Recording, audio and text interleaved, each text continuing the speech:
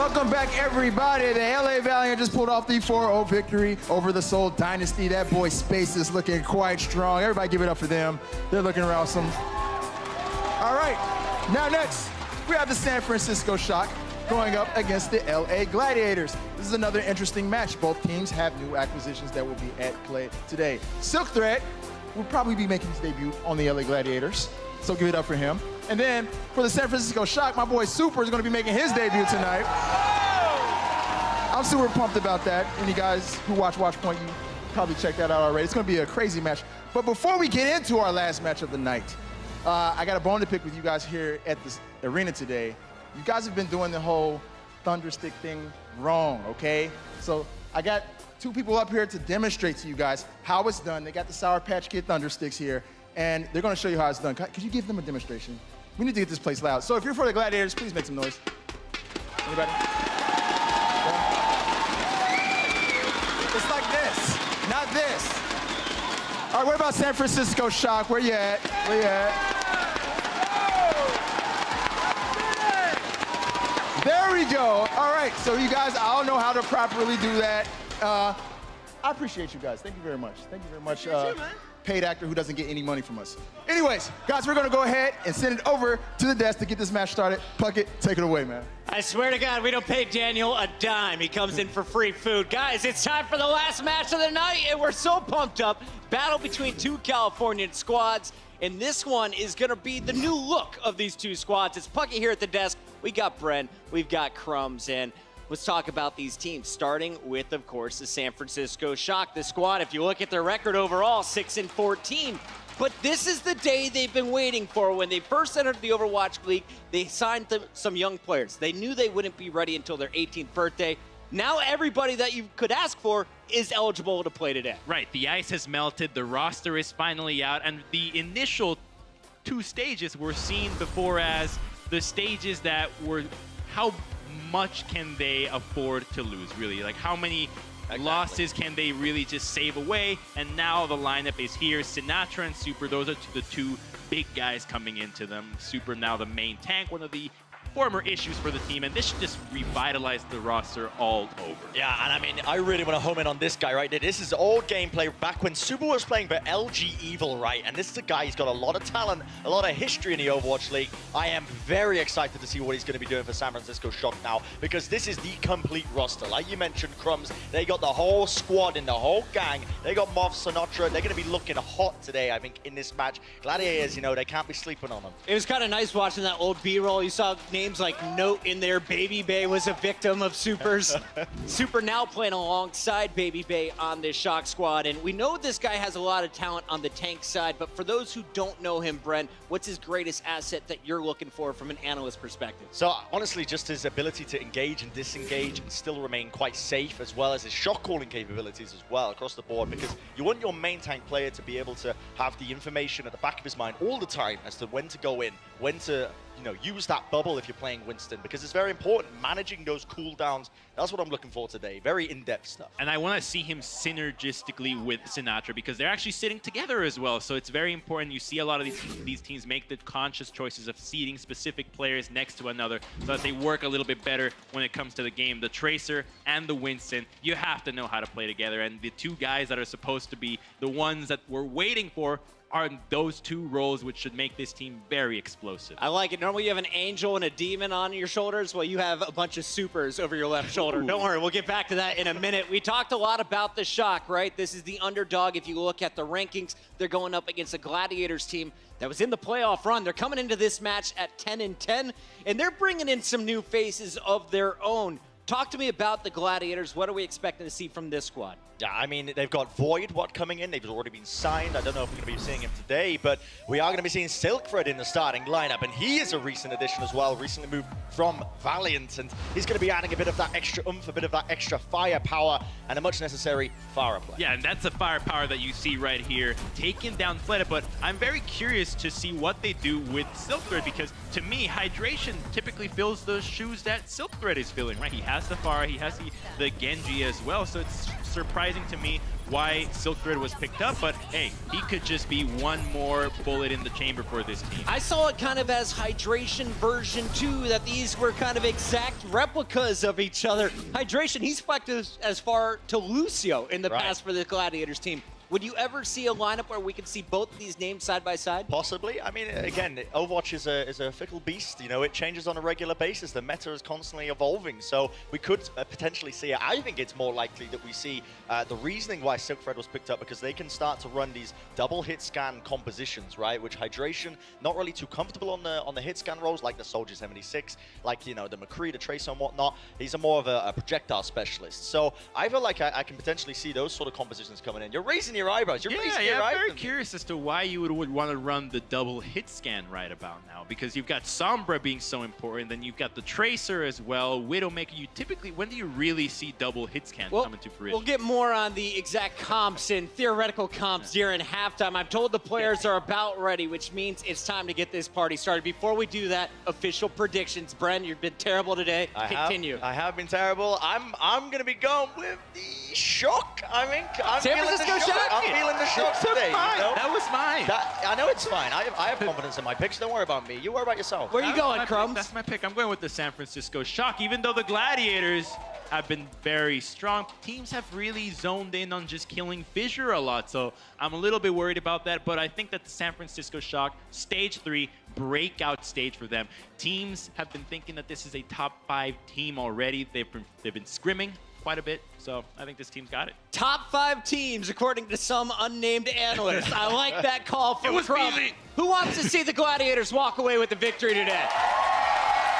The Los Angeles crowd cheering for the Gladiators. No surprise for me. It's time to get this match started. It's San Francisco Shock facing off against the LA Gladiators. The Gladiators have crushed this first attack. Big goose, big plays. The Shock, however, are looking good. Baby Bay again, still a menace. That's a big bang. Bring the thunder, my friend. Let's hear it for the San Francisco Shock. Sinatra coming out of the tunnel, Super right behind him. High fives all around as the youngsters trying to lead this team to their 7th victory of the season. And they'll be doing so with the Sombra Tracer that we love from Dante and Sinatra. Playing in Volskaya in the first map, these two guys are going to have to be really proactive and zeroing in on the backline, and I'm really excited to see what Super can add to this one. So it's not just those two. Yeah, and I mean, we keep harping on a little bit about Super, but this whole squad I'm excited for, because they've got, honestly, this is the team that they were planning for from the get-go. They finally got Sinatra, they got Super in, Mock alongside them as well. Feels like a lot of the weaknesses that we've been seeing in the past have been plugged up, and it opens up so many doors for them, so many different compositions. Does that mean we could see Dive today from the Shock? Potentially. I mean, I wouldn't be surprised for it, but again, we are going into Volskaya as the first map. They are running Dante, and Dante's been moving over to that Sombra specialist role, so who knows? Slow and careful the way to play. Keep your eyes on Moth. This team has definitely improved since his inclusion in the lineup. He can play it all, including the Ana. And of course, Sleepy. Zenyatta balls coming at your face. He is going to be throwing out those right clicks, looking for the big picks on the enemy Tracers. San Francisco, one of the youngest squads in the game today. They have their 18-year-old superstar Super in the lineup. On the other side of the stage, though, they're going up against some fierce competition. Let's hear it for the LA Gladiators.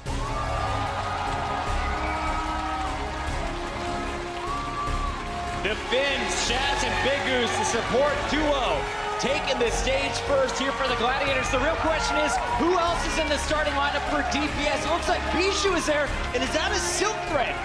It is Silk Thread. I mean, he's showing himself now, starting in this lineup alongside Asher. I mean, Crumbs, you got some points here, my G. I'm really curious about it, my G. Thank you for setting me up like that. But I think that Hydration, or rather Silk Thread, I want to see what he does, because this would be the map where I say you put in sure for 100% of the time. He's got the Sombra, he's got the Widowmaker, you've got McCree Soldier, you've got pretty much everything that you need for Volskaya. So they must be cooking up something real special here for it, because that's what the Gladiators do. And that's exactly what's got me so curious now as well, because it seems like a bit of a no-brainer, right? You run Shovel for that sort of flexibility. It seems like a Sombra map. I think Vishu's having a bit of trouble with his chair, Fisher. Those handsome tank getting in the zone, baby. Meditating. I mean, I gotta respect it, but again, like, what a Gladiator is gonna be pulling out here with this DPS combo, and I'm excited for it, honestly. We know Fissure is going to have the most pressure on him. That seems to be the enemy strategy. Take down Fissure, you can take down the Gladiators. For me, puts a lot of pressure on Bishu today, and his dad is watching from the audience. Will he be able to get his dad a win? We're going to find out. It's time to kick off this match right now as we send it to our casters. It's Uber and Mr. Rex.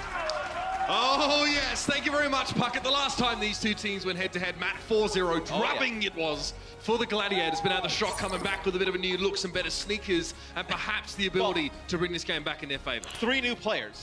Moth obviously in for the Shock. He played a little bit towards the end of Stage 2, was not in their first matchup, and then obviously Sinatraa and Super.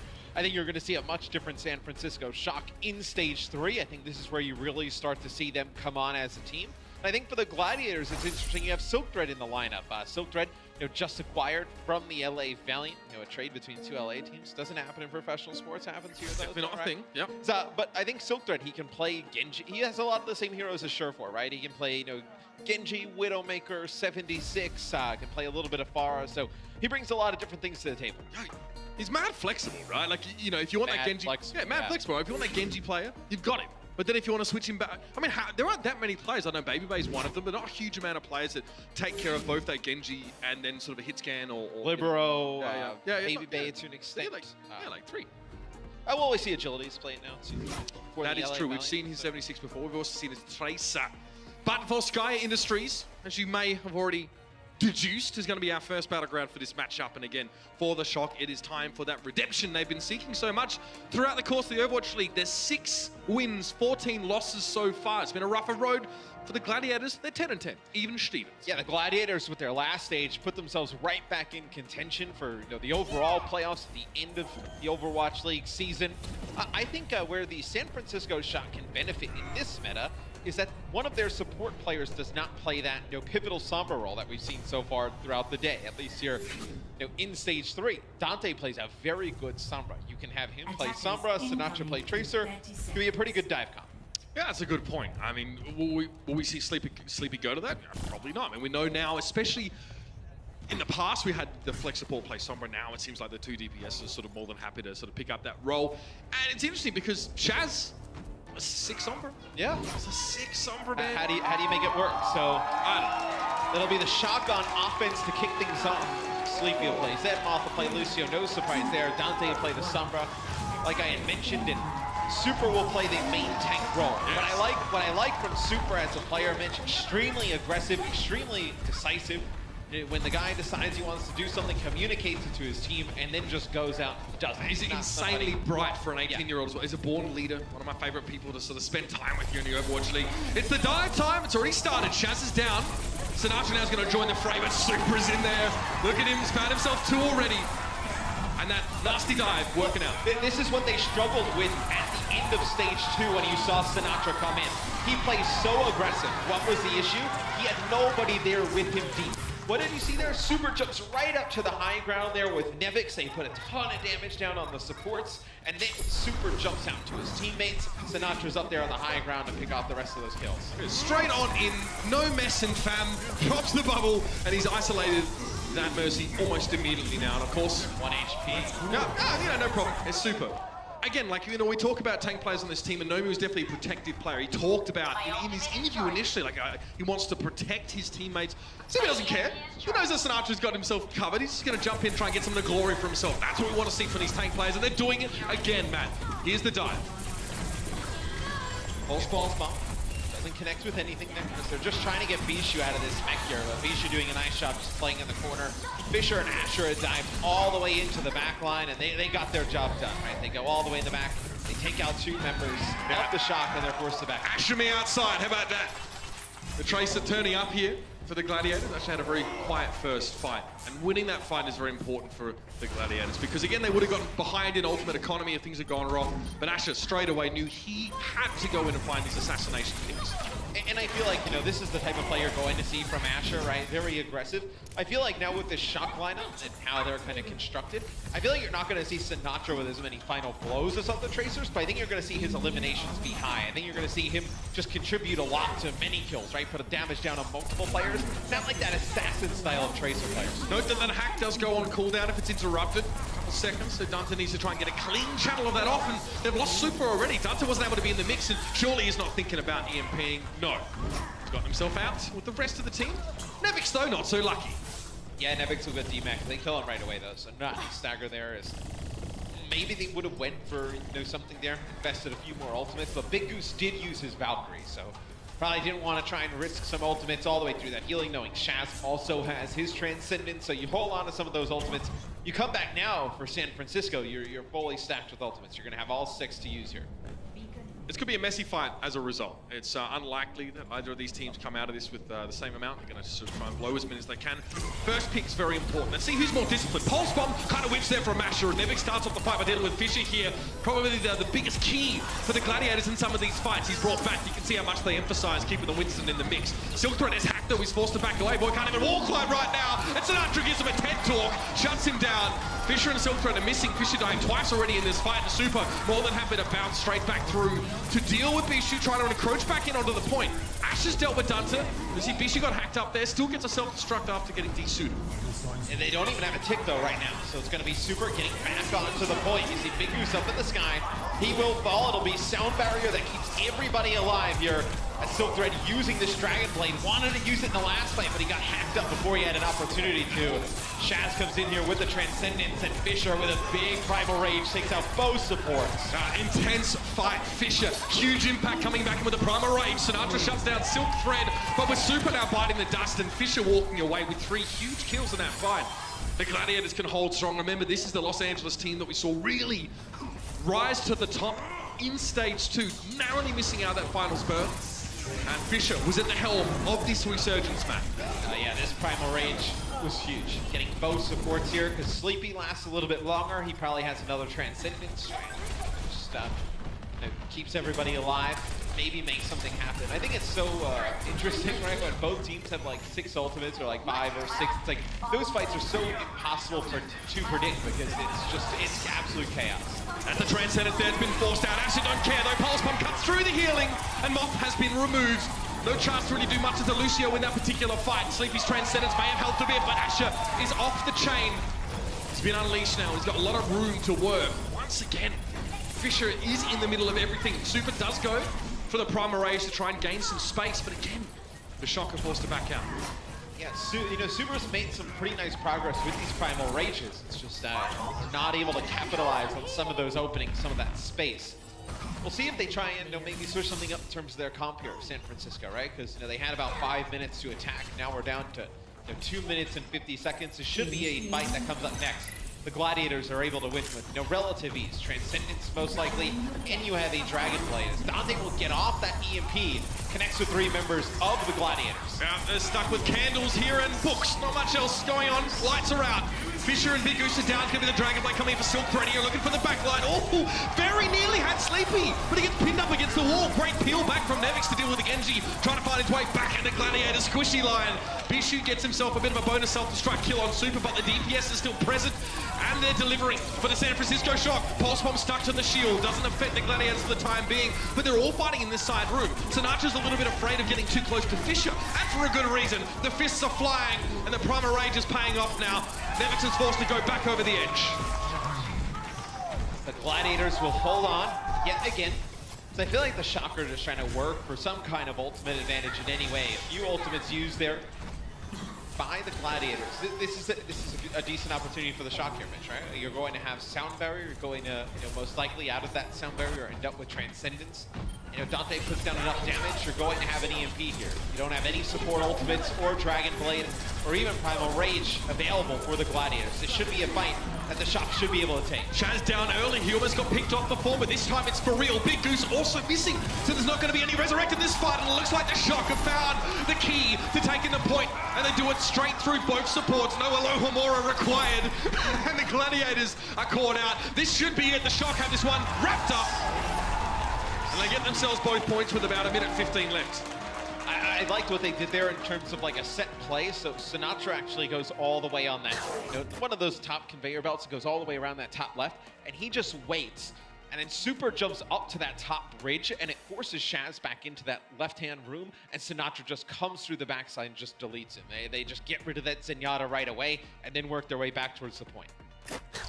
One thing that maybe you don't know about Super is that I know everything about Super. Yeah, You're not going to surprise me. you know little about little, man. I'll be honest with you, but Super, look, was a big tank player back in the when sort of Quad Tank first really came back in on LG Evil. He was actually sort of relied upon to be often the Reinhardt player. So he's actually got a lot of experience on different tanks going way back, and people even wondered, is he going to be the D.Va player on this team? LG Evil actually had like 4 D.Va players on that team at the time, like Train, and even Jake played some at the time. So yeah, guy's been around, there's no doubt about it, and he's fitting in nicely already. And I think you see the benefits of aggression. I think, a lot of the time some teams get kind of caught up in like, oh, should we dive? Should we be more passive? It's like, well, as long as everybody's on the same page and they're doing it together, it doesn't matter which. It's fine. It doesn't matter which, right? As long as everybody's on the same page and they understand the game, like from just like a mental aspect, and everybody's on the same exact flow of situations and how to play them, I don't think it really matters that much. Attackers incoming in 30 seconds. Dropping something on the floor and check. Seeing the player games has always been a fun. Yeah, I mean, you've even got teams like London, Matt, who sort of used to be this like super aggressive dive team, but now they're just like, well, we're going to wait for the enemy teams to make a mistake with their dive, because if they're not on the same page, it's going to fall apart. We're going to debate them pretty hard. They did it to Soul really hard in the last stage. I would also say if you look at Super and Sinatraa, right? These guys have been watching so many games. They have seen a lot of footage of what doesn't work. They should have seen a lot of footage now from what other teams are doing that are pretty successful, right? On the bench for the Shock for the first 2 stages, so they saw a heck of a lot of what doesn't work, Matt. But the point is, can they make it work now? And there's a Moira here on defense for the Shock. This is interesting. So this is something we didn't really talk about with the Gladiators, in terms of having Silkthread on the team. Usually we see it's going to be like Surefour who plays the Widowmaker, and it's Asher who always stays on Tracer. Asher is a very good Widowmaker. We're seeing him play Widow right now. They're trying to deny Widowmaker angles right now. The Shock are playing all inside that little room, and they're going to get the most out of Moira's Biotic Orbs by staying close together. There's a heck of a lot of healing available if you stick near that. Well, I think the main issue is that if you want to contest the high ground, but Moira can't really provide a ton of healing up there. That, I think, is the problem. So you have to play on that lower. Yeah, well, perhaps one or the other, chicken or the egg kind of argument, I suppose. Nevix gets desuited. He tries to shove Asher away, but Asher just repels back in, and he's found Nevix. Now what? Sinatra's trying to burst him down, but Big Goose is there with the healing. Sinatraa realizes he should probably opt for the Mercy instead. Still harassing, not giving Asher any room. Still, space aplenty on the point for the Gladiators, and they'll get that first tick. Now, it's really only Sinatraa here for the time being. It's unlikely that we see a heck of a lot else from the Shock, and probably notably as well, Silkthread is showing us his Tracer, which we didn't get to see. Well, I mean, when they had Suit playing all the time, there's no real reason to put anybody else in on Tracer, as it's a very fast point A take there for the Gladiators. I think a lot of people are wondering, how was Silkthread going to play? Was he even going to participate in this match today? But he's definitely showed us his large hero pool. Silkthread now to pressure down Sinatraa on the point. Tracer very active. A lot of blinks being utilized here. Super's trying to stay inside the bubble of safety. The pulse bomb doesn't really connect. It looks like Nevix was there to eat it right up, and Super can't get away. They're not going to let the monkey get back. Going to keep him in captivity for the time being. A self-destruct there by Nevix to get the resuit. He goes low, but he still gets back in on the point, though. Again, there's no one from the Shock. You see the Silkthread has essentially zoned both of the tanks away for this point. The rest of his team have moved in. Ash's got all the room that he needs. And that should be it. I mean, it might be Super to jump on. Dante's just behind him as they throw themselves in. Oh, Sinatra's lucky to be alive. The headshot just wasn't charged enough. Asher takes to the high ground, finds Super. Wow, this guy's really starting to kick off. Yeah, this has been a very easy push here on to point B for the Gladiators, as players just coming out, trying to just contest the point for the Shock. That'll be point B taken with 5 minutes and 34 seconds left. that Widowmaker gave them a ton of problems. You know, they ran that Moira at the start. And what you want to do with the Widowmaker is you want to contest the high ground. You can do that with the Sombra, and you can do that with the tanks you're running. The issue is Lucio, you know, unless he kind of goes over to the top, right, can't really heal that. And then Moira, it's kind of difficult. What, you stand there and just jump up and down and just use her spray up on the high ground, or just throw up an orb, which most likely gets eaten by the offensive D.Va, because, you know, they're using defense matrix to just block any damage coming to the Widow anyway. So I think they really, it hurt not having that Zen there at the beginning. It seems like that was clearly a set play, and the Moira was intended to be used in such a way that they get a lot of value out of her proximity, which is what Moira requires to be effective. Well, I agree from the Shock standpoint, because you see this lineup being brought out from the Gladiators, you expected it to be more of like a dive composition, right? Where Silkthread was going to play the Genji. If they didn't need his Genji, then he would go over to maybe something like a Widowmaker or whatnot. Right. You probably didn't expect Asher to be playing that Widowmaker, and then Silkthread to still play that Tracer. So it was probably a design play from the Shock, something that they kind of thought would they could take advantage of the Gladiators, because if they're going to just dive, you know, Moira has just those two avenues where she can just get a lot of value out of those orbs. Impressive to say the very least, Matt, from the Gladiators. We wondered what their ceiling was last season. We saw them rise, and perhaps they continue to do so here. Big challenge being issued to the Shock now to try and equalize things. Get the attack done as quickly as they possibly can, but the Gladiators looking pretty airtight. This time the Gladiators will have Silkthread on 76 up on the high ground. It's going to be another aggressive push that come in from the Shock. That's This like a time, hand though, they're able to take out Super. It'll be 2 kills, though, that go in favor of the San Francisco Shock. They did lose their main tank, though, at the beginning. They're going to lose their off tank as well. Yeah. Bishu getting Nevix de-suited, but Big Goose is down here, so healing's not looking great, and now this is where Sinatra starts to spread his wings a little bit more. Bit of a slap, doesn't quite get the melee attack, but he'll have the point. It's so interesting to watch that. We saw the Gladiators immediately, both Fisher and Bishu jumped on top of Super when he went for the dive, right? They were on him, but that left the rest of the Gladiators apparently vulnerable to the ground attack. And I think that's how they kind of want to play this, with Sinatra on this Tracer role, and he just kind of goes up on his own, just create chaos and open up lanes for him, and I just kind of hope he does what he did there. You know, pick up a few kills, extend those fights, allow other teammates to get back, as Dante's trying to build up to this EMP for just one really good last fight. Sinatra, though, can definitely turn the tide with this pulse bomb. Using a couple blinks here just to get position quickly. He doesn't want to give him spot away. Pulse bomb kind of fizzles off the edge. Won't get the finish on Shaz. It hit that little like upswing on the ledge and just kind of rolled over the side. But if that lands on the platform, probably kills Shaz, but it may not even matter because he had 2 teammates dead at the time. Only 10 seconds left. He's going to actually have to be the one that gets the touch here. Yeah. And he knows it, hoping just to try and pressure Silkthread down a little bit. Probably had to wrap around. The best he can do is touch the point and then dash back to the opening to the rest of his team. I think get behind his tank line. We'll see if that's going to be the case. Oh, maybe a little bit of a change of plan. He's found Shaz again. Nevix going to get dived on the high ground, but Super's free on the low. Bishu, though, and Bishu deal with Nevix pretty comfortably. That's going to be the Transcendence coming out from Shaz over the point. Not great timing for the Shock. What they want to do is maintain close presence to the point, but don't get too aggressive. Now they have their own Transcendence. Fisher's hacked. He can't jump back into the action now. He's caught outside. He's going to have to wait a couple moments before he can get back where he's most needed. Dante's taken down by the self-destruct by Bishu. Will call it a lucky dip, but that's all it needs to be. Silkthread Dragonblade to punctuate the hold from the Gladiators.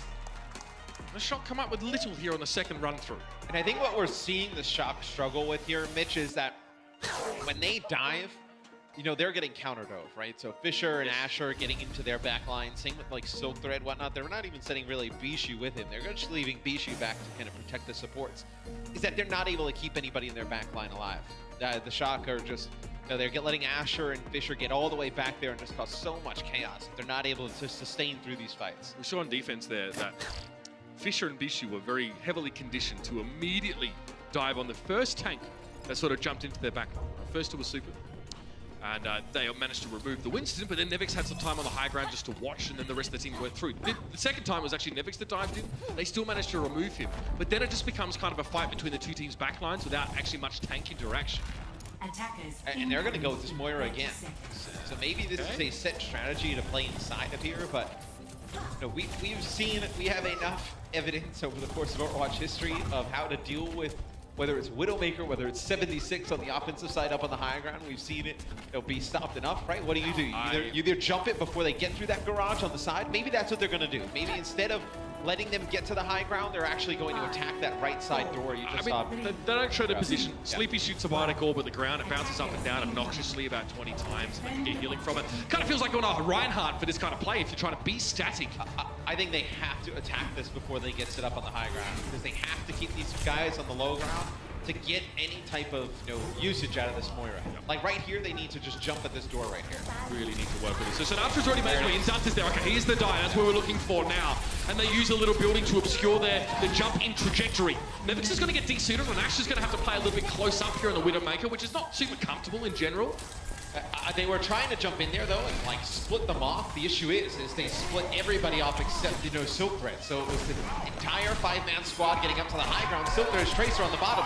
That's almost like what the Gladiators would have wanted. That's all Super could do really, is try and jump up and keep them there for the time being, because Asher, it's just open season for him right now. No one protecting the players that were trying to hide, and we've seen this before. But this time, yeah, Sleepy's going to join the party. Oh, Sinatra! Oh dear. That's rough. Sleepy just drops off the edge. He doesn't want to submit himself to the fate that his teammate suffered. The Shock give up the first point very unceremoniously. They're dragged, kicking and screaming over to point B. And now all the Gladiators need is just one tick here, and Moth is switched over to Ana, so you reset, in terms of ultimate economy on one support. Really relying on Sleepy, who, Coalescence isn't really like don't really kind of value it as much as like a Sound Barrier or a Transcendence or a Valkyrie, right? You're gonna have Valkyrie in Transcendence here for the Gladiators. This is really, their map to lose. Silk Thread going the long way around. Fisher gets desuited at the start of the fight here for Sinatra. It might relieve some of the pressure, but you can see the Gladiators are still looking for victory. The stick was there. Not going to be anything to come of that one for the time being, though. Silk Thread wants the pressure in. Nevix stills with Shaz now. We're going to have the Coalescence. You can hear it ring out. Sleep trying to give everyone a bit of a hose down here. Let's see if it's enough to keep the Shock topped up. Primal Rage for Super in the corner. No one put Super in the corner, apparently. And Silk Thread needs to try and do a circuit of the health packs to stay alive. He's getting a lot of damage chunked away from him here. Trying to use the defense matrix, but no. Sinatra to follow up. He saw his opposite number was low on HP. Went for the chase. And it was a hell of a sleep dart for Moth. He's actually able to put Fisher sleep when he's trying to push back onto the point. They're trying to re-engage, and everything kind of falls apart after that. Silk Thread will play McCree here. So, interesting, we usually don't see... Oh, no, gonna go over to Tracer. Okay, so... For a second, I thought we were gonna get treated to a McCree, but it really wouldn't have made much sense unless you're trying to control the high ground, which kind of taking the space away from the Widowmaker, so... If you see McCree on the low ground and he gets dove, someone puts a Winston bubble on him, it's curtains. Yeah. Doesn't want that at all. Tracer gives him a little bit more flexibility. At least Tracer so far this match look really good. Okay, so it's going to be a very angry Super now. He gets the nano boost to dive in. Moth trying to prolong his lifespan with the use of the Bionic Grenade, but he's still being doggedly pursued here. It doesn't matter though. He might go down, but that's all Fisher's going to get. Good work by Moth to delay and waylay Fisher, who was just looking for a quick pick in the backline. But while he was doing that, the rest of the Gladiators got smashed.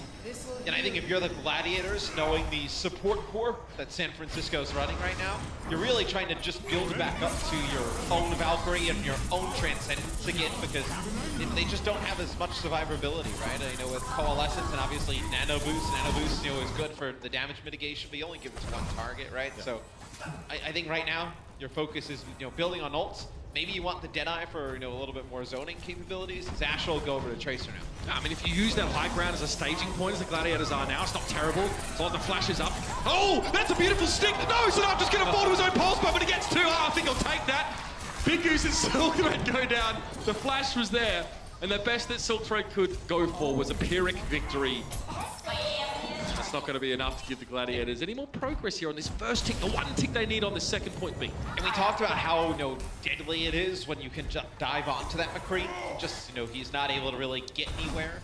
What happens there is, as they dive in, they hack Bijou. So now he doesn't even have the defense matrix to keep that McCree alive. Oh, so Silk Thread is just kind of standing there up on the platform. It's a free target. Well, and at that point, not even a used car salesman could sell Bijou at that point. He doesn't do anything. He's like a walking trash can. Bijou's hacked again. Yeah, Silk Thread, what are you going to do now? There's a bubble in the way. Defense matrix also flash. Doesn't ring true.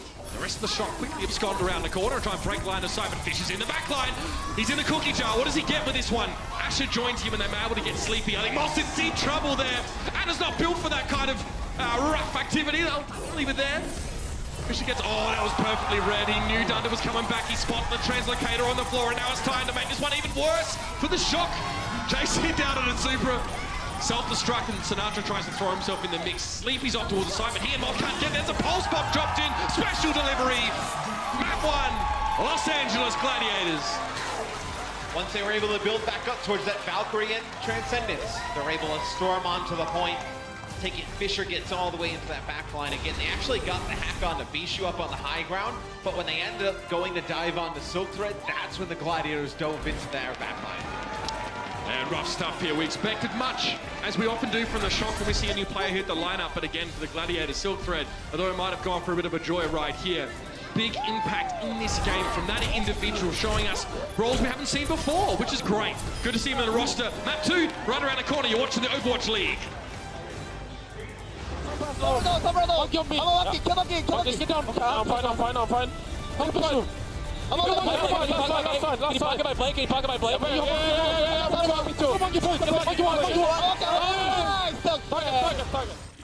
The Overwatch League is brought to you by T-Mobile, America's best unlimited network. Omen by HP, the official PC and display of the Overwatch League. And by Intel, the official computer processor of the Overwatch League.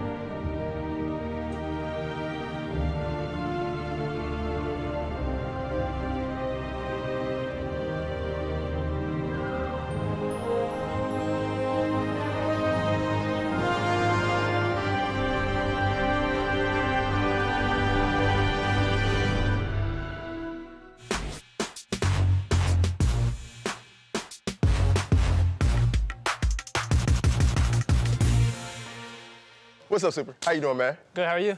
Excellent, bro. You know, this is the first on point that we've had a player who hasn't actually played in an official Overwatch League game. Right. Tell me, man, how anxious are you to get out there and finally prove yourself? You know, it's been a long 20 games of waiting, watching my team.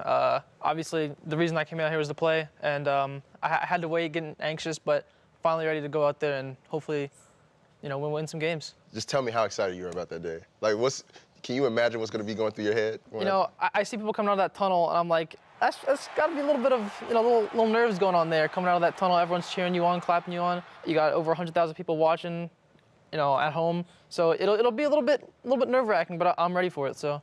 Yeah.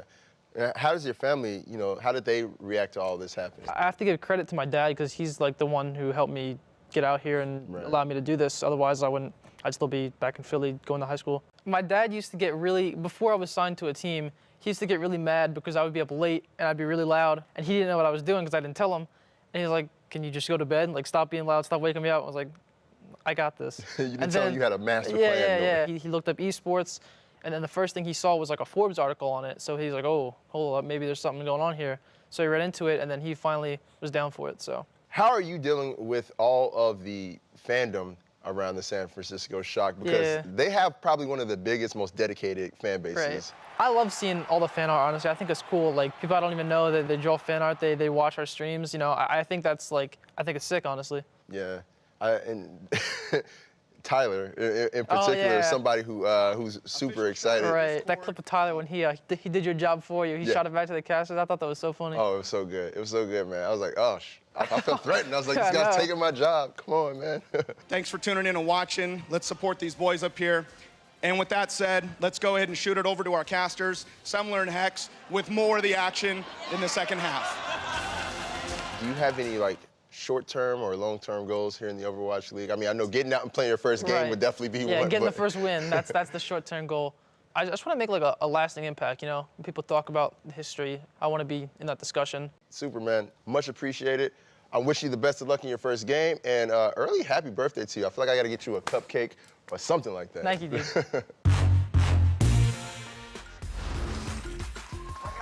Man, super. He's a cool guy.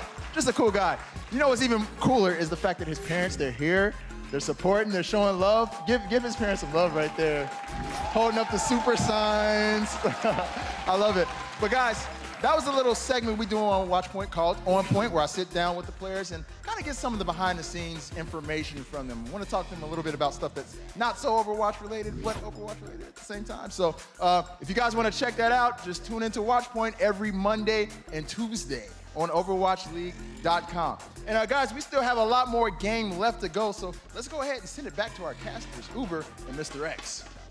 Thank you very much, Malik. I love On Point there as well. It's just it's real genuine sort of cross-section, and and obviously Malik's just great at making you sort of feel comfortable, and it's great to see these players sort of interact with it. By the way, Malik, October 14th, chocolate chip.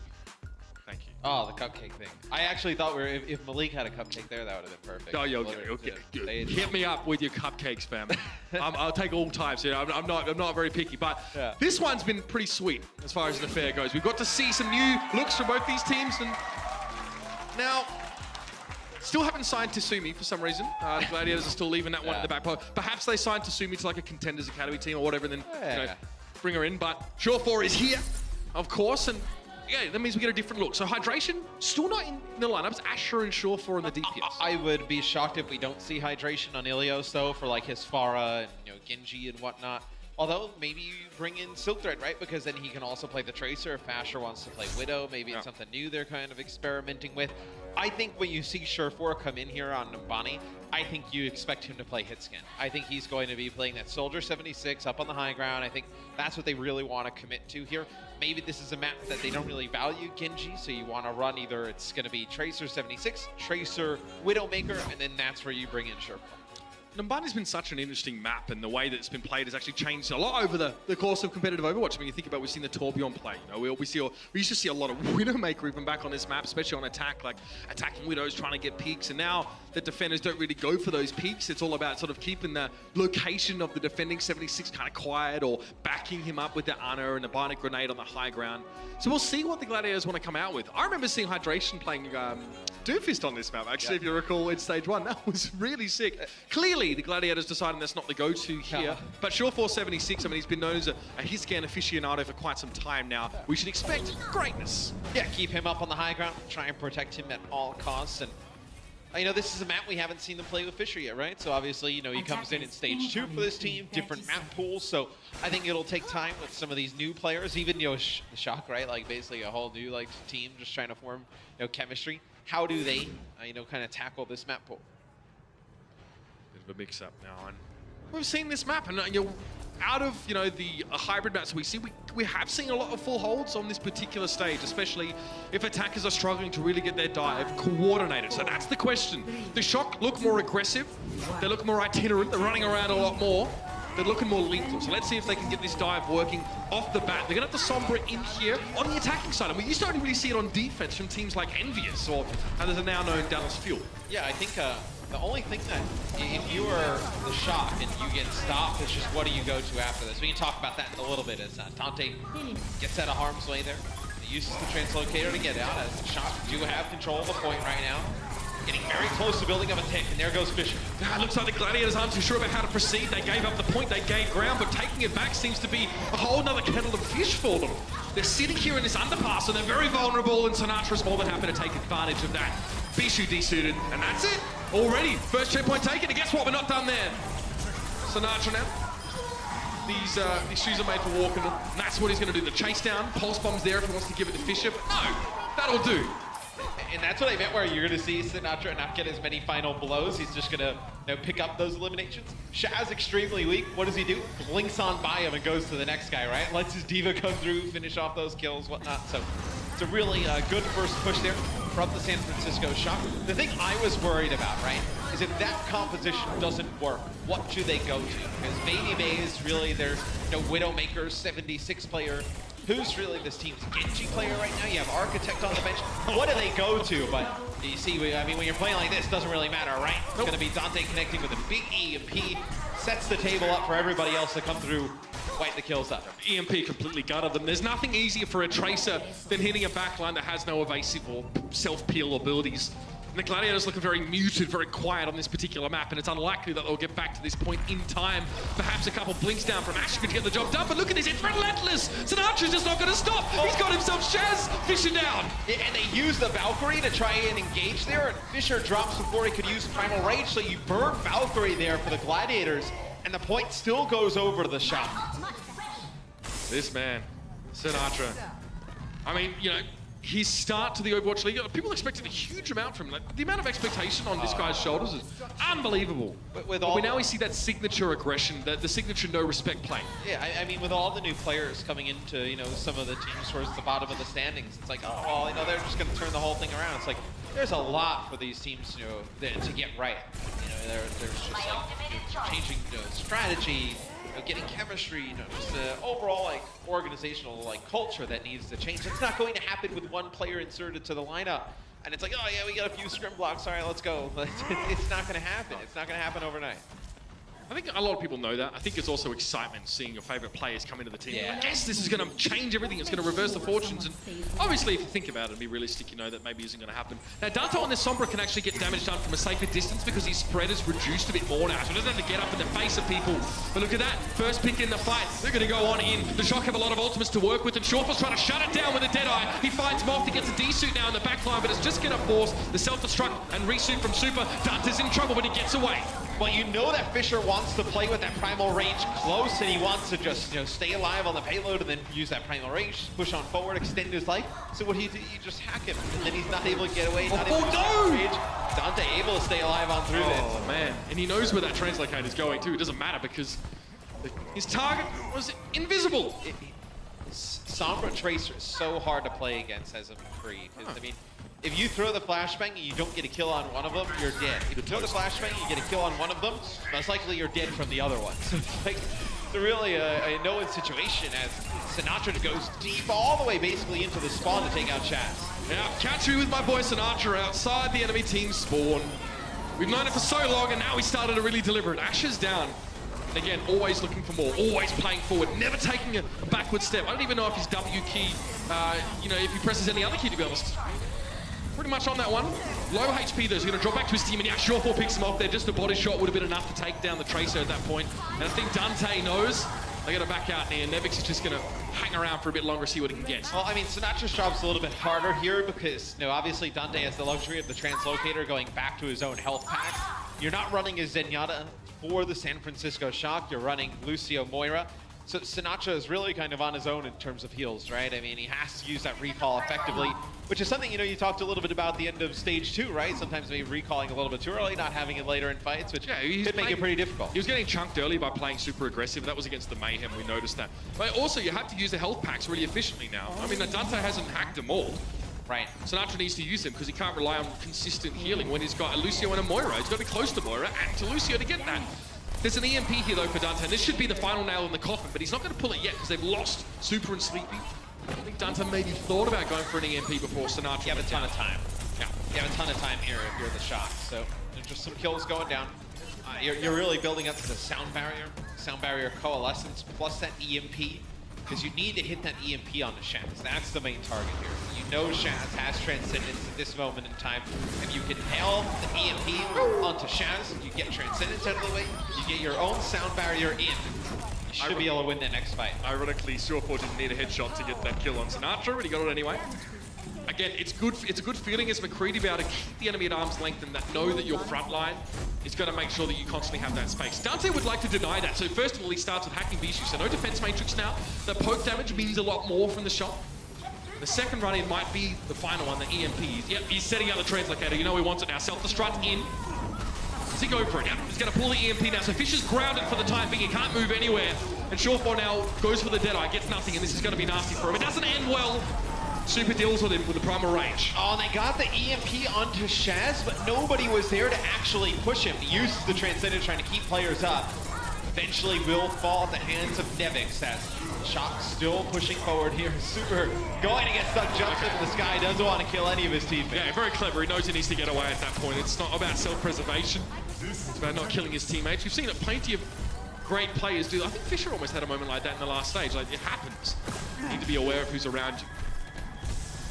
All capital letters, all spaces, spatial awareness. It seems like as the Gladiators have moved further and further back and played around this McCree, because you know, here on Numbani, right, you can just play all the way in the back as McCree, you can keep your supports there, and then what can happen, you can just kind of like dart right back into the spawn door, and then there's really nothing the other team can do. They have to just kind of run right back out.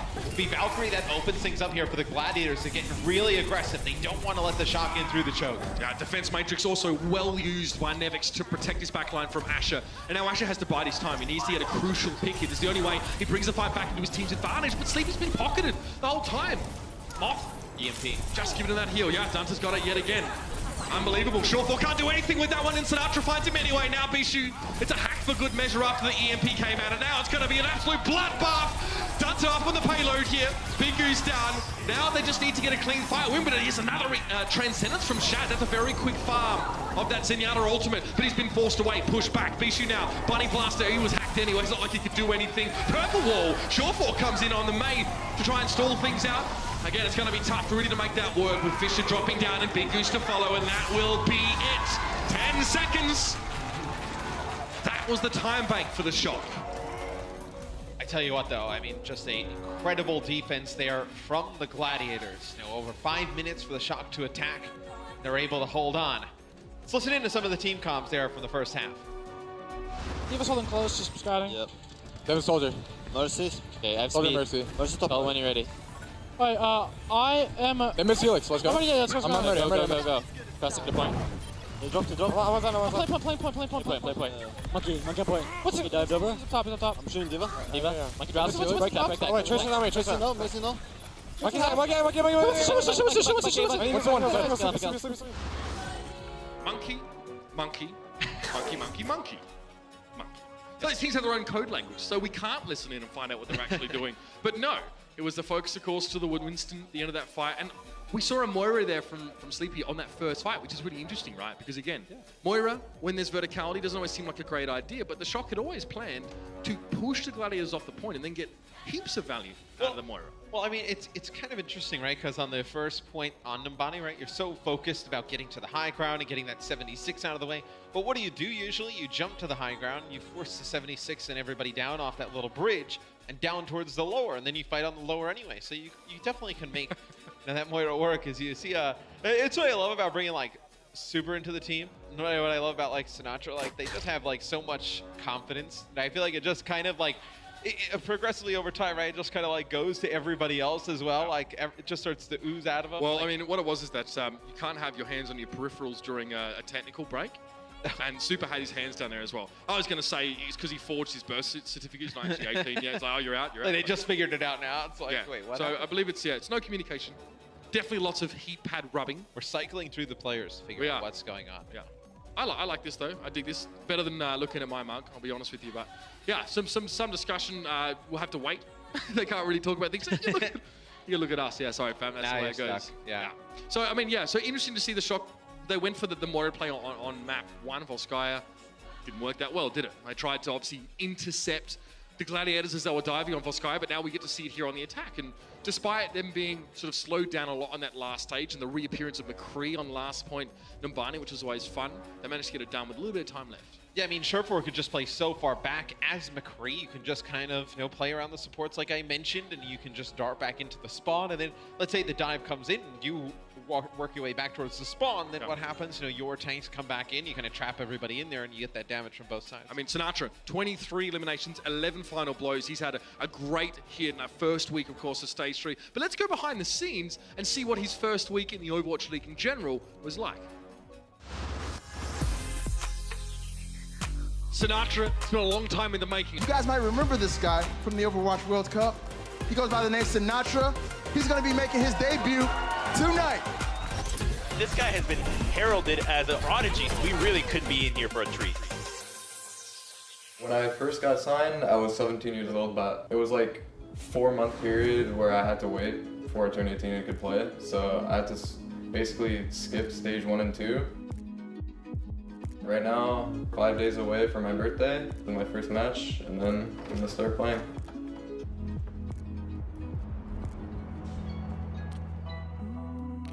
Yeah, a lot of people walk up to me like, I'm excited to see you play, and I'm like, I'm excited to see me play too. Like, I want to play badly. During the game, the coaches, staff, players on the bench can see like every angle of like what's happening, so you can like make adjustments after the game. Nice. Oh. Wait, it's winnable. Wait, we won. Oh.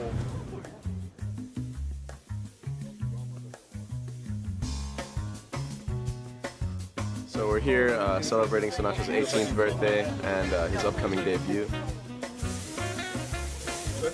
Finally, he's able to play, so we're all hyped as hell. Happy birthday to you! All right. I'm excited. A lot of pressure right now, but I'm just trying to relax, scrim, listen to music, and just get in the zone, basically. My first game, and tomorrow's my second game. You're coming in, like, quote-unquote, untested. Where do you think you rank in the league in terms of your Tracer play? You can give us a cocky answer, that's fine. Or I think I rank with the Koreans. all right. Looks not bad, I think. Hello. Nice to meet you. Am I just here? Yes. A lot of pressure, to be honest, because everyone for the past 3 months has been saying like, oh, Sinatraa is gonna like carry this team, make the biggest difference, but it's a team game in the end, so it's a lot of pressure. Thank you guys. He just turned 18 on Saturday. He's finally old enough to play in the Overwatch League. There he is, the man himself. Now the first time we get to see him, almost halfway through the entire season. Oh yeah, things are starting to heat up here. And Sinatraa gets the DC on Matt in this.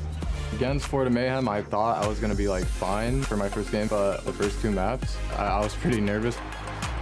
Sinatra's tearing it up. This is the type of play that the Shock expected to see. This is the way you want to see a debut, right? And for the San Francisco Shock, again, signs of greatness. But the Shock don't get the win. The Mayhem are able to come out on top. Sinatraa, he wasn't happy with the result yesterday. To be honest, there's a lot of pressure and a lot of expectations that are being put on that guy's shoulders. At the end of the day, Overwatch, very much a team game. Oh, yeah, that's my boy. Sinatraa in with 3 for 1. How did he hit Striker with that Helix rocket? Oh, I saw that, Sinatraa. You can't hide that from me. That is unbelievable. At the end of it all, though, it's the Boston Uprising walking away with the last victory over the Shock. Well, I'm gonna remember us going 0-2 in my first week of my debut. There's nothing else, because I feel pretty bad. I don't know, I can't get out of my head that we lost yesterday, but I'm glad that I'm finally in Overwatch League, like finally integrated with the team. It takes work, it takes practice. So come stage 3, I think once Architect and Super come in, I think we'll definitely be like one of the best teams. Hard on himself, isn't he, Sinatra? All I can think about is, you know, going 0-2 in my first week of games. I mean, what such a difference for him as well. He was a big, very well-known player in Overwatch before the league was sort of incepted, or the inception of the league. Things have changed so much for players between then and now. It's tough being a player, right? I mean, you see like all the stuff you got to go through, you know, with them, like, right? Like, you know, media of the day of games, which you used to like in the past, right? Like, show up at an event, you do the 3 days of a weekend tournament, you go home, you got like months go by, whatnot. It's extremely difficult, extremely impressive, right? That like these guys, you know, through the grind that is the Overwatch League season, can keep up this level of play day in and day out.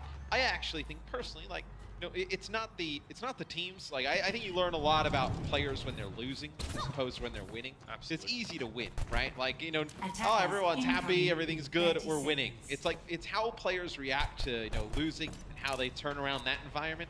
That's the stuff for me that is really fun to watch. See how those players react, and I think it'll be great to see how Super and Sinatra, you know, take a team like the San Francisco Shock, who we've seen like really nice moments from in the past, but they haven't rattled off wins.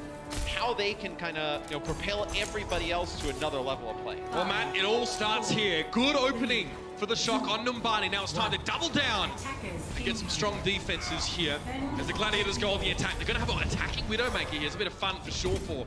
They'll be looking for a pick early. Well, this is kind of what I mentioned at the beginning of the map, that you would think that this is a map they want to keep Asher on Tracer. They want to have Surefour come in as more of a 76 McCree Widowmaker specialist, which, you know, when they made this roster at the beginning, that's kind of what you thought he was going to be. His role actually expanded a little bit more out of that, though. Well, Fox somehow knew that there was an impending fly swatter in his direction. He drops off the edge as Surefour was looking to get him in his sights. Again, this is a great position now to play as Widowmaker. I mean, where the Shock? The Shock have pulled around the corner. There are a couple just ahead of Surefour, hugging the wall. So now, Sinatra needs to remove either Shaz or Surefour, ideally both. I mean, that might be asking a lot, because he's such a threat from here now. He's got such good sight lines to the point, and Asher's got himself into the back line. Yeah, but it's basically a 3v1 for Sinatra, and with both of his healers being stuck around the corner, he's not really getting much support. Asher has the same odds as well. You notice that he's trying to deal with 3 players. Yeah, but at least his supports can, at least his Zen can sit up on the high ground and keep an orb on him, right? You know, it's Sinatra's being pushed all the way around the corner, and the Ana as well. There's really nothing he can get done. Okay, the Shock have to pull the trigger now. They're going to go in. Pulse Bomb dropped in. Bo Tracer's finding kills early off the ultimate, but it's the Gladiators who look very, very good. They get the first pick. Dante comes back in. Mox is just desperately clinging to life, and Sinatra's trying to stay scarce on the point. Surefour comes in, gives a bit of a hose down with the Widow's Kiss in fully automatic mode, and Shaz gives Sinatra a big kick. You've been evicted, son. That would be good. Eviction's never. No. It's be Moth. Living in LA, it's something you fear, of course. It's always something you're worried about, as Moth will switch over to Mercy here. Played Ana for that first point. We do see that quite a bit. Surefour will switch over to McCree. So it's like more McCree than I think I expected to see anyone play. I am not complaining. Well, it's always fun to watch McCree, right? One of the heroes at the beginning of Overwatch, playing a ton as a hack goes up on the Fisher. Didn't expect that. Gets dropped instantly. Well, yeah, Fisher probably wanted to play a bit of Overwatch in that moment, but getting hacked and dived on by a D.Va is not conducive to a fun and balanced gameplay experience. But good combo from the Shock there to take away Fisher's options. He was close to a Primal Rage at that. Dante, looking to go deep here. Oh no! Well, he has a translocator. Fear not, but Bishu was like, oh, get out of my back line. He was trying to go very deep there as he was almost off the side of the map. Fisher uses Primal Rage. He gets hacked as well, so can't jump back to his team. So Surefour will die. That'll be a... Okay, so it's going to be an E that comes out. The Gladiators are going to invest the Transcendence into this to keep everybody up. Not the most convincing EMP. In fact, at the time Big Goose was channeling his Resurrect, he wasn't touched by that ultimate ability, so he got Surefour back into the fight. Big bombs coming in! Surefour down to Nevix, but Bishu found 2. Nevix and Mock being removed. Shock here. This is nice. They're starting to wake up a little bit more now as well. It's going to be Asher and Bishu. All can really do is try and huddle together for warmth, and the Pulse Bomb now was really employed to remove Bishu, scratch up the paintwork on the mech. But Fisher, Big Brother has returned on the payload. Hangs in the balance. Well, it's a great spawn advantage for the Gladiators here, right? They're going to be able to make it back to the payload a little bit faster, so they will continue to move it. So you do have Valkyrie for both teams. But look out, if the Shock use that Valkyrie, Surefour is going to have that Deadeye very soon, be able to take that Mercy out of the sky. Okay, I'm hearing a lot of Valkyrie action here, a lot of Swiss accent voice lines ringing out across the battlefield. Super now hopes to benefit from that healer while he just tries to keep the payload still. When it's time to go in, he'll have that primal rage. Right now, the Gladiator's getting topped up, but they're going to get hacked away. Surefour just gets mowed down by Dante. And now, Big Goose isn't going to be much longer either. Nice response. We do not often see this map. We do not often see the payload stalled up on this part of the map and defending teams able to claw back into control. This is abnormal. This is usually a part of the map where the offense just kind of storms on through. A lot like the Shock team. But a few fights here go in the Shock's favor. Surefour switches over to Sombra, so we know he can play this hero as well. We've seen it in the past. Now we're going to get to see, this is the first time I think I know even the first series we casted, it's really been like Sombra Tracer versus Sombra Tracer. So this is the first time we'll see like a mirror composition with this. Big Goose chunked down. Shaz was the one that took the brunt of most of Sinatra's first salvo there, so he's going to force out that Transcendence pretty quickly. The rest of the Shock are pushed back themselves right now, so Sinatra's lacking a lot of support in his vicinity. But one by one, the Gladiators are taken down with their support so occupied by this man on screen. Not much that Gladiators could have done with their front line, lacking the healing. It's just, you know, Dante on Sombra has been, you remember that Route 66 game we casted at the end of stage 2? He was filthy. Insane. It's like 48. Sombra, 48 eliminations, 8 deaths. Right now, you know, you got 30 eliminations, 8 final blows, only 2 deaths.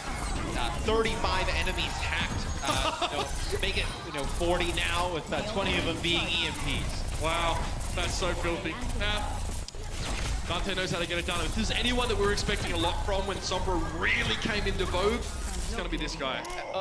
It has to be so difficult as the San Francisco Shock because, you know, you kind of went from a roster who, you know, didn't have a ton of options to now having so many good options, right? When you have, you know, Baby Bay, you have Dante, Sinatra, Architect is here. So it's like, how do you make this all work? When towards the end of stage 2, you know, Dante looked very good in that Tracer. Right, Sinatra, the Tracer-sized stumbling block that the Gladiators have been challenged by so far in this stage, needs to be dealt with. 40 seconds are on the clock here. Time is getting very low for the Gladiators. Sinatra avoids getting EMP'd there. In fact, it wasn't overly effective. Only Super, I think, actually got caught by that one. And he does go down. Sinatra to follow here. Fisher opening some space. He gets hacked. And has to sit on the ground and wait for that to expire. And that gives time now for the Shock to come back into this fight here. Dante gets caught out by Fisher. He drops the dome pretty much straight away. Nevix on the D-suit. Moth and Sleepy sitting in the back line. But Moth had been hacked for a lot of that fight. You may be able to fight this, though, because you're going to have Super come off spawn, does have Primal Rage. And you have both supports still alive. There he is, hits the ground running, does Super. Got the extra jump out of the Primal Rage. Did get hacked up and so did Fisher. Everybody's getting hacked here. We may as well go back and live in the forest, man, like campfires and stuff. There's no point trying to use your electronic equipment. Zasha jumps in. Nevix is close by, but no, he doesn't get to the payload in time, and they're going to get across the line. And Asher now is just clean up duty for the Trace. And you may have seen the Shock invest a little bit heavier into that fight, but Surefour uses an EMP towards the end, connects with Sleepy, who has Transcendence. So once you are not able to use that big Zenyatta ultimate to keep everybody alive, you back on out. Gladiators here still have a chance to come out ahead after both teams attempt to attack. I mean, the Gladiators are in a rough spot. Only minutes ago, EMP on the other side, there it comes from Dante. He figures this should be a fight win for the Shock, right? And then in the next fight, the Shock will have Transcendence and Valkyrie.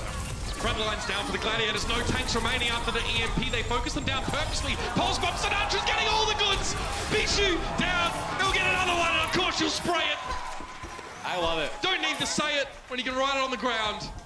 And not much time left now. Whew. I mean, he's got 45 limbs, 24 final blows, only 5 deaths. 30 seconds. At that point, do what you want.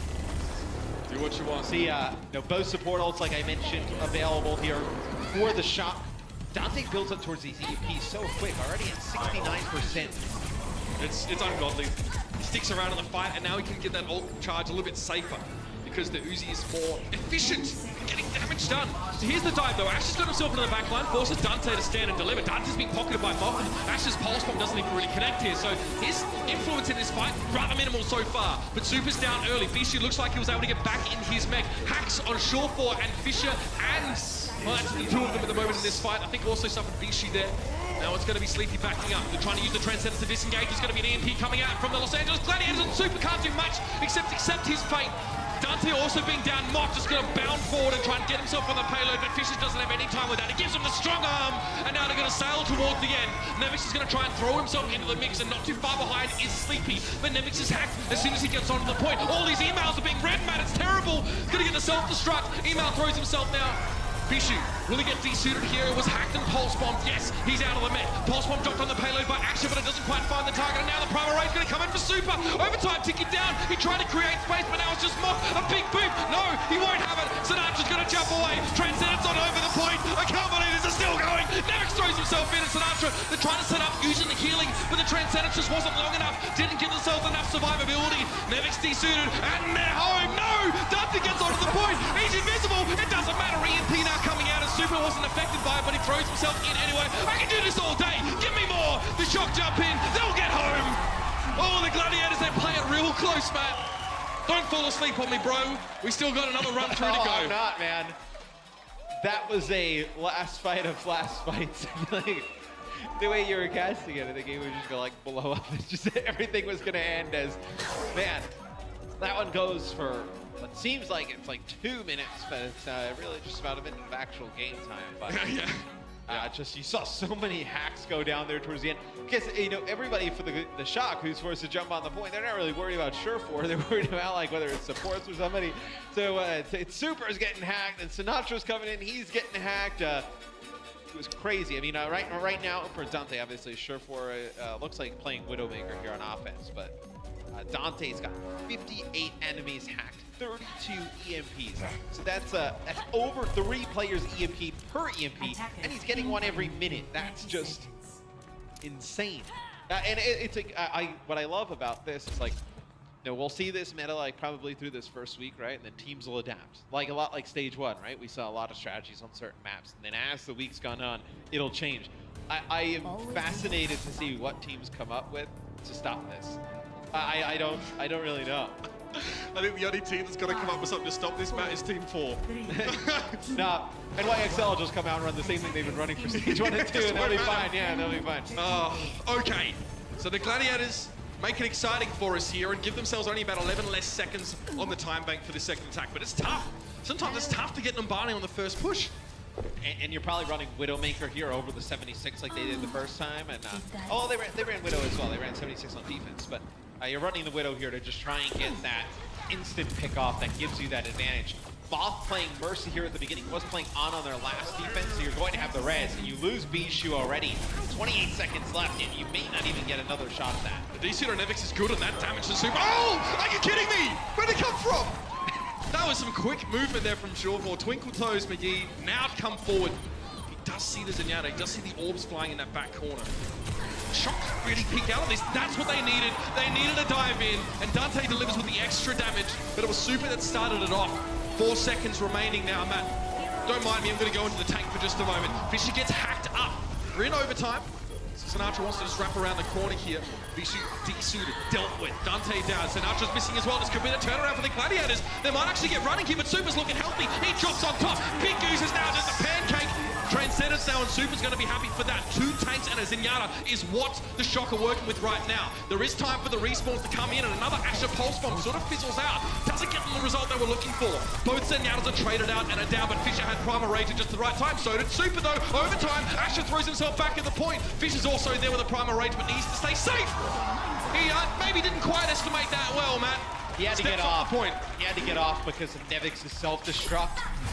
Gets off and not able to make it back, but he needed to put pressure on the Shock spawn because he knew Dante was coming back, and Dante had an EMP at that point. If he gets anywhere close to the point, lands that EMP, it's over. But I know big plays by Sleepy, Super, and Nevix, able to stay alive long enough through that Transcendence to get the self-destruct and get Primal Rage. The second I was like looking at it because Super's getting weak, and I'm just staring at like the mini map and like the health bars at the top. It could not have been any faster. As soon as he got Primal Rage, it was alive. He had to be just bashing the button until it actually came out. I just love that mid-fight response there. Surefour looks like he's about to get rolling, right? Nevix is desuited, he picks him off. He puts a lot of damage down on Super himself. Super's getting healed up, and then just as Surefour goes to the higher ground on the Widowmaker, looks like he's going to be in a commanding spot. Splat! Straight away, we see him get jumped on by Super and Dante. Great response, recognizing that was the highest priority, is not giving Surefour that oversight position. So the Gladiators will run the same thing they ran on defense last time, and this got broken pretty quickly. I would just wonder how they respond to it, because if they force Surefour off of the high ground and they get to the point, and they force the fight on the point, and they have the Moira, it's a ton of healing. Looks like Sleepy though will switch things up. They're gonna switch things up again. If it ain't broke, don't fix it. Yeah, so you see Moira come out, because they can just play that close corner, and they're going to out-heal them with that Moira. Vishu hoping for some early ultimate percentage with the micro rockets. That will all eaten by Nevix. He just straight away put out his defense matrix. That's how we exchange pleasantries in Overwatch. So, Hellpack hacked, and look at this, very quickly they're going to move forward and try and deny the high ground away. Now, Super doesn't, is he feigning? Is he faking? Does he not want to go on that high ground? I'm not really sure, but Chaz is down already, Surefour's missing. That's it, that's the opening they're looking for. Nevix is missing, but there's still a big main tank here in the form of Super to give that protection, and it's worked. Dante with the space he was given, fights Fisher. Big Goose is down now, Vishu is just going to be desuited. They're going to try and get this one done nice and quick, and the hack comes through. One tick is all they need. You can see Chaz trying to race to the point. He won't be able to get on there though. No! We got a drawn series here in the San Francisco shot, looking shades better than that one. The Moira play once again works out. Yeah, and you were wondering, when Sinatraa would come alive, show you one of those like insane games. It was this one. We talked a lot about the Sombra play, but the Tracer of the San Francisco shot 51 limbs, 28 final blows, only 7 deaths. His kill participation is amazing. Like really ridiculous involvement in so many of those kills. Half of those elims were kills for him. Brilliant stuff. Dante as well, getting involved. A lot of assists, so to speak. Half-time is just coming up, ladies and gentlemen. If you're just joining us, it's 1-1 in this series. The Shock have brought it back. Can't wait to see more action after the desk. The Overwatch League is brought to you by T-Mobile, America's best unlimited network. Omen by HP, the official PC and display of the Overwatch League. And by Intel, the official computer processor of the Overwatch League.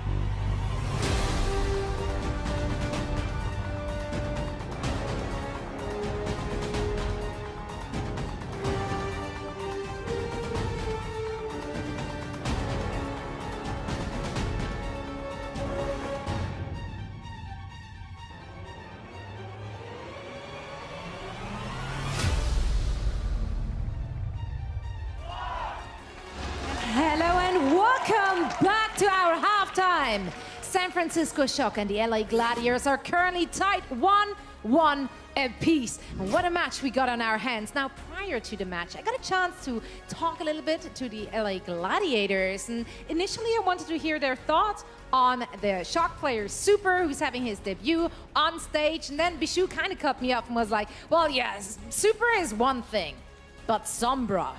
And then, like, his whole team just kind of started nodding in agreement. So, of course, I had to follow up, given that reaction, asking, like, oh, okay, so are you having struggles with Sombra, like playing against her or playing with her in your own team? They said, like, well, I guess we're finding out. All right, well, then, yeah, we did find out on Volskaya. Asher's Widowmaker completely shut down Dante, who is known to play a very good Sombra. On Numbani, however, map number 2, Dante had a bit of the time of his life. He really did so well on that Sombra, and he forced switches out of the Gladiators to be able to deal with it. So, of course, now the question lingers, did the Gladiators actually deal with the Sombra? Were they able to make the necessary switches? So let's pose this question to our desk. Puckett, what do you guys think? Thank you so much, Zoe. Great question there. Who dealt with the Sombra better? Because we saw Surefour running it in the second game for the Gladiators. Dante's been running it, of course, for the Shock. First of all, it's stage 3. We know we're going to see Sombra. She's been buffed, right? A little bit of nerf to a few things, but overall, most people claim a buff. Who's had the better one in this series? I mean, it's been split, to be honest. Volskaya, what do you mean? It's been the split? best Sombra? The best Sombra? Oh, no, it's Dante. no, that has not been split. But it's Dante, right? Dante is the best Sombra, but the actual impact he's had on it has been split as the series has progressed. So, Volskaya, not too great, to be honest. First showing, it was getting shut down quite consistently. Like Zoe mentioned, you know, Asher's Widowmaker, you might not think that to be the counteract to it, but it was having a hard time because of it, putting in that consistent damage, but things changed around with Numbani. I do think that for Volskaya, something happened with the Gladiator Snowball in which that the San Francisco Shock had the Ana as a defender. Nano Boost gets used in the first point, and then we cruise right on through to the second one without any support ultimate. So I think that's really what hurt the Shock when it comes to that first game. Shout out to our fans here. Get that guy some more water. Big hydration fan. You didn't see it because you're talking. Let's get to the game. So as we take it back to Volskaya, we'll see some of the Sombra in play. But she's not the only one on the map. We saw some big boops coming in to open things up for the Moth. But at the end, it was Gladiators walking away with the first map. As we were watching Volskaya, though, first chance to see Silk Thread playing in a Gladiators jersey. San Francisco, first time for us to see Super. What do we think of the new faces? I like, honestly, Silk Thread's performance I thought was fantastic, to be honest. He filled in that sort of role that was kind of missing with Gladiators. Shovel kind of fills it, but again, more specialized, more focused on the hit scan role. You know, we saw him running the Widowmaker, we saw him running the Tracer as well. He was having a great time. And a Genji. That's not really hit scan, though. He's playing the Genji and the Tracer for the team. Yeah, so I mean, alongside... Well, yeah, he has a lot of the flex. I think the Genji is really the one thing that's setting him apart from Surefour, where Surefour has the Sombra. I would agree with that, but the point I was making was Surefour spreads it across like butter, okay? But let's move on from that. Yeah, okay? What are we moving on to, Bren? Because you said there was one particular moment that you need to draw about. I did, yeah. This is our Insights powered by Intel. It's a fantastic little piece here, and it's honestly super simple because I would just want to point out Asher right here. This is the game-winning moment by Gladiators on Volskaya. They pushed this all the way off the back of it, and it's based off Asher's Widowmaker here. Great little play all around, and you can see realistically why. He's got a huge sightline all the way to the back here. He can see all the way into this point and forces San Francisco Shock's positioning all the way to the sides here, so they cannot get into the area whatsoever. They can't even peek it around the corner, and as we play this out, you'll see exactly what I mean. He's putting in this consistent damage as the fight's going on, and Shock, they can't peek, they can't go anywhere near it whatsoever. They're getting these picks off. Gladiators really just winning this fight out, and you can see exactly what I mean now. This consistent damage, just poking, poking and prodding. You can see here, I mean, this is great right here. You can immediately see why the supports, they can't peek in the slightest without risk of getting picked off. That's a Lucio that's not healing anybody, and a Zenyatta that has like 2 targets to hit a Norb, so it totally makes sense as to why that position is so powerful. And of course, you see Fissure just pushing up with the D.Va Bishu right behind him. Gladiators take control of game number 1, and to be honest, the way they were playing early on in Numbani, I thought we were going to see a 2-0 lead for the Gladiators at the half. Let's go to game number 2.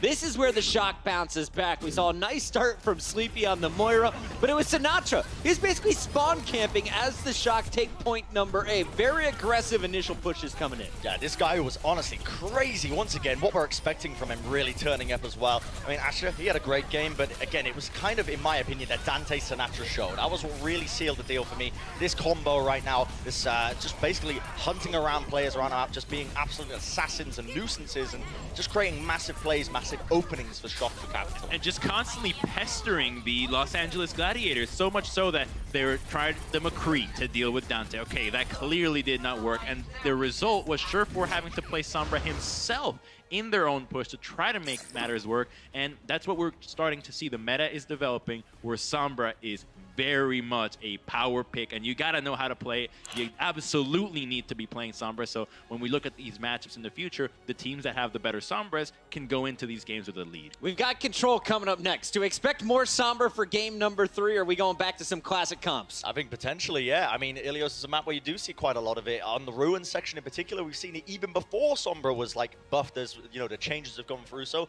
definitely potential there for a Puckett. All right, how does the second half play out, Alberto? How do you see this one? Oh, Alberto, we're dropping the names now. How it plays out, Alberto. Well, we have Sombra coming into us, and I think that for the Control, it looks really good for the Gladiators right now. Fissure is having an amazing game when it comes to going into the backline, and I think that it's not going to benefit Sombra as much as before. All right, how many fans out there want to see San Francisco walk away with a win tonight? All right, we got a lot of San Francisco fans. How many people want to see the Gladiators walk away with a victory? We woke up the crowd, and we want to wake up everybody at home. In case you missed it earlier in the day, we caught up with the one and only Jeff Kaplan from the Overwatch team. He showed us a very special announcement, and if you missed it, don't worry. The friends here in the control room got a recheck for you. Let's get the replay one more time. This is Retribution. We'll be right back.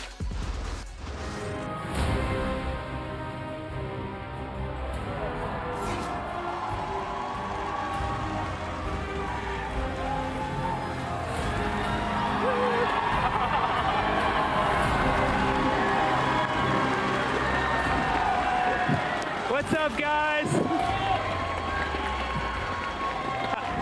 How's everyone doing? You guys having fun? You guys are having a good time? Awesome.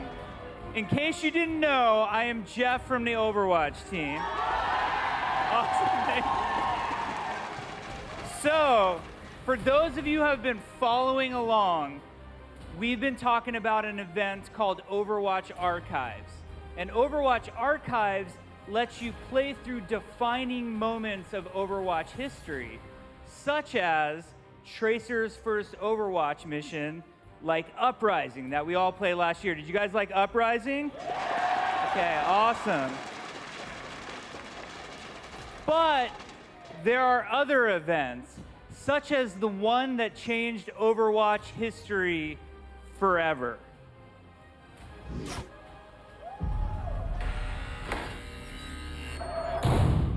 All right, Gabriel. Start from the beginning. We arrived in the Venice safe house and set up surveillance on the manor. We executed our plan under cover of darkness. You sure you want to hear about this, Jack? You haven't left me much choice. Whatever happened to plausible deniability? A little late for that. Tell me what actually happened.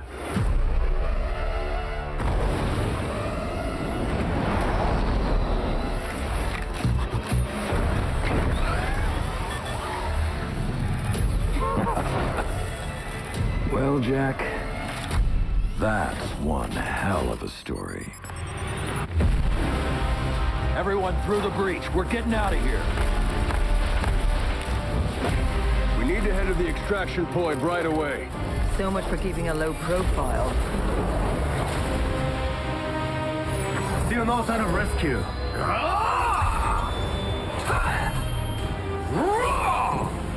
Someone deal with that assassin. Keep your distance from her. Feels like Talon is mobilizing an entire army to stop us.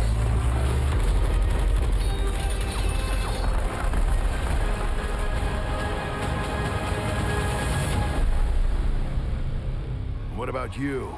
Anything to add? Where do you want me to start? Yeah, there you go. Blackwatch goes not so covert in the upcoming Overwatch Retribution. That's going to be so sick. I want to go play. Like after watching that, like the Blackwatch logo looks sick. Apparently, like I'm hoping you can get shirts with that Blackwatch logo on it. I assume if Jeff has one, we'll all get one. Oh yeah, of course, yeah. I already tweeted the Play Overwatch account. Yeah, hook me up, bro. You know where I'm at. I'll just sit here in a. You know where we're at. We're here. We don't leave this room at all, actually. Right, let's get back to the game though. What a piece at halftime, Matt. Much discussion. Obviously, Sombra seeing a lot of play today. No surprises there. Ilio's coming up. Crumbs, or Alberto as he was called, I've never heard him called that before, claims or at least believes that we should expect to see the Gladiators look strong because of Vicious impact. What are your thoughts here? Because I've got to say, Super's been stepping up. Oh, I thought Super's been great in that main tank role. I think you've seen a lot of aggression come out for the Shock that pay off in a big way. I think a huge benefit for the Shock is that their Sombra player doesn't happen to be a support, because now with the new Sombra, she's not run as a secondary support, which a lot of supports in the past we've seen run Sombra. That Dante, who's a DPS player, is running their Sombra. It allows them to kind of keep everything stable. Interesting here, we do not have Hydration come into the game. So this is a map I thought you would see Hydration definitely come in. Yeah, I'm feeling very dry. I'm feeling very parched, Matt. Yeah, not loving it. I get it. Oh, is that a DAC World Cup jersey? No, it's a Canada World Cup jersey. I respect that. I see you, bro. Yeah, sit down. Watch my watch. So we're talking a little bit during the break. It's like, what do you do against this Sombra? Like, what's your feeling? Okay, well, we were kind of talking about this as well. We saw in Stage 2 on Route 66 teams like bring in things like McCree, Roadhog, things with damage, things with like solo kill potential. It does feel like Sombra isn't always the DPS you want to take down other DPSs. Well, my feeling, at least initially watching it, it'll probably change over the weeks. I mean, it's been one day, is that Sombra is just getting so much value out of just shooting tanks right now. Right. Because you can do it from so far away. You can do it from so far away. It's incredibly safe, and you build up so much ult charge off of these large, HP targets. It's like, do you maybe take out one of the tanks and run something like a triple DPS, right? Because then, effectively, right? I mean, let's say for argument's sake, Sombra cuts down a Bishu on a D.Va all the way. It's like, that would be the equivalent of full-on eliminating 3 DPS heroes. Now, do I think you'd have the sustainability with that comp? Probably not, but I don't know. Just theory craft. All right, that's fun. We'll get back to that one now. Is the Gladiators are playing a very close, a death ball composition. I think that's the best way to put it. Triple tank, Reaper, and Moira. Really want to make the most of close quarters combat, but the San Francisco Shock don't really care too much. Sleepy going ham. Got in that Bionic Orb as well. Shields don't really do anything to that orb at all. I mean, the thing with having the Moira here against the big tanks is now you just throw in one of those damage orbs instead of a healing one, and it's hitting everybody. There's so many big bodies on the point. Surf4 immediately goes over to Sombra, so they get away from the triple tank right away. Sinatra, not only Gucci shoes, but a pulse bomb to Max. Happy with that one after the first fight.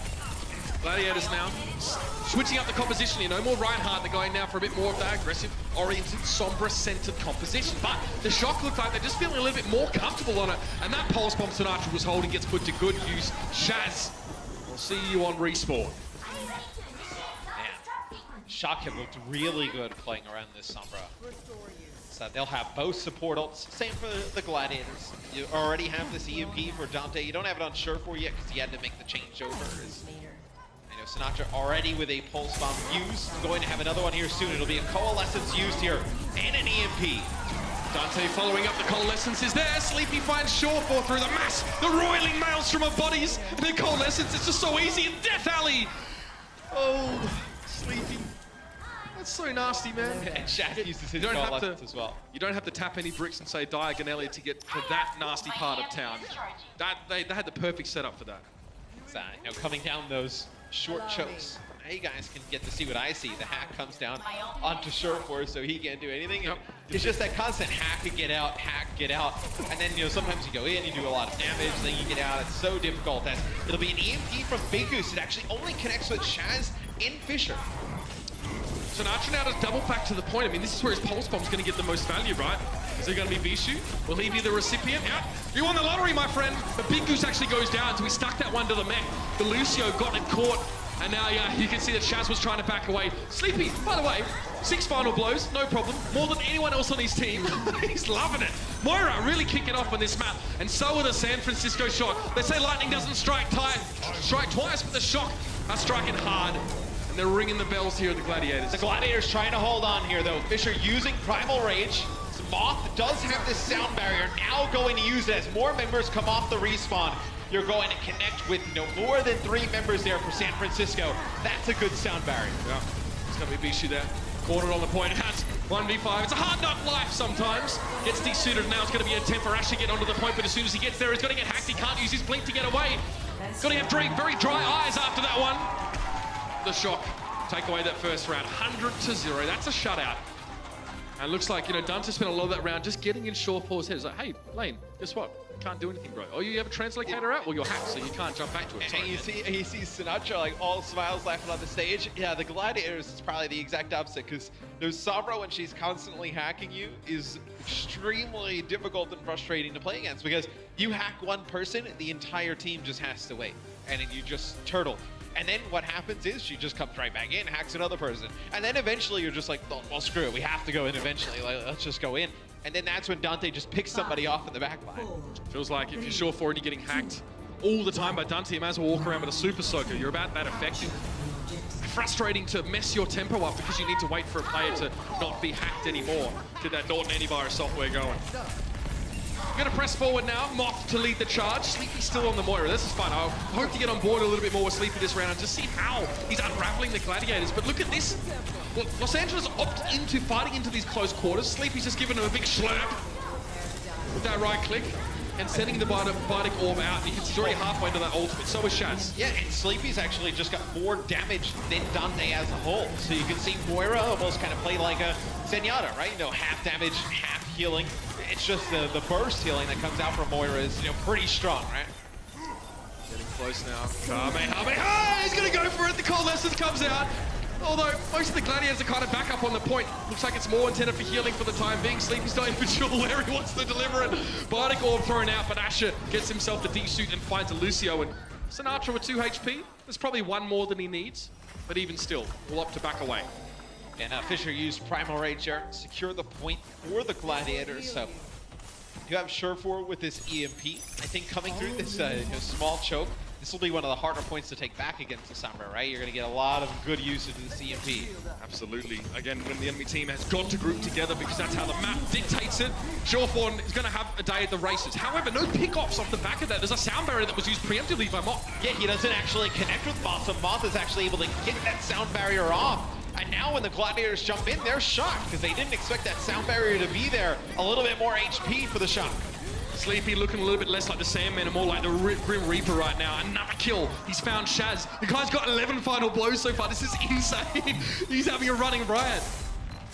He's woken up in a big way, and the Shock retake the point. This Moira performance is so sick. I mean, he's already basically back up to another Coalescence. Dante will have an EMP to use here as well. I wonder, you know, Sleepy may be feeling not too worried about the Sombra as well, because if I'm not mistaken, Sleepy can still do a fair bit, providing he has the healing, you know, available with the Bardic Grasp. It's pretty important. Dante, is it an EMP? Is it really sufficient here to get rid of Bishu? Probably not, now that Surefour's down. He'll head back up to the Batcave on high. Yeah, you already had Bishu hacked, so no reason to just kind of add insult to injury, so to speak, and use that EMP on top. Something that could be pretty devastating is if the push starts to come in. For the Gladiators is an EMP plus self-destruct because you wouldn't have these speed boosts to get out of harm's way. And with so much open area here on this map, could be pretty bad. Dante wants to try and cut this to the quick before it even starts. He keeps track of Surefour, he knows where he is. Dante's a little bit low on HP now. He's risking having his team EMP'd out first. Dante going down to Asher there means that they're not going to have that available anyway. Now it's going to be the Coalescence coming across on the Gladiators there. Super. No, I think he realizes it's pretty well done. Moth does well to recover and get the boop onto Fisher into the pit. But yeah, that's a fight won by the Gladiators, and they'll be able to retake control here on Ilios well. Well, no, it's going to be Super coming in. He does have Primal Rage. You have Dante coming off the spot with both supports. Super gets hacked here, so not able to jump right back on the point, not able to jump away. there's going to be the EMP that comes out for the Gladiators. Let's see if Dante decides to use his. Called it earlier. How did they even do that? Well, great work by Super there to keep things stalled out now, and they're going to give them so much more percentage here. Yeah, the Gladiators might eventually win the fight, but notice that San Francisco aren't investing too heavily in ultimate, so even if they lose the point, they got 26 extra percent just by stalling and dying on the point. Yeah, good call, Matt. Thought that was done. Yeah, no, they're able to use Primal Rage. Sinatra as well, they're able to touch the point for a split second.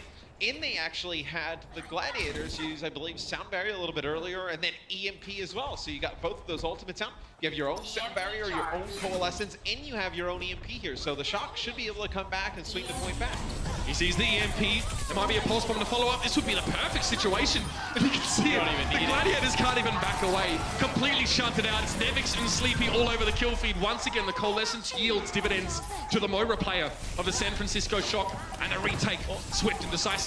Well, I think teams are so used to when that big dive comes in just to be able to speed boost away, but when you're EMP, you don't have that luxury anymore as Fisher gets quite low. We head into overtime. See what the Gladiators can do to get this one back. Probably not a whole lot here. The Pulse Bomb is more for decoration than anything else, but that's probably fine for the Shock. They'll have some victory fireworks here as the Gladiators are struggling. Shawfar going to have his life drained from him, exsanguinated as he tries to get onto the point. Moira really making a big impact here, but Chaz's unfortunately not quite up to Sleepy. That's going to be it. Map 3 goes to Northern California. And now the Gladiators are on the ropes. Dude, Sleepy was sick on Moira all map long, 35 elims, 13 final blows, leads his team in final blows, finishes with, about the same damage as Dante, playing Sombra, and then almost 10k healing. Just a crazy game there. I know exactly what Sleepy's saying. He said before the game he's going to be playing Moira. I know he's telling everyone to check my play of the game. Look at this.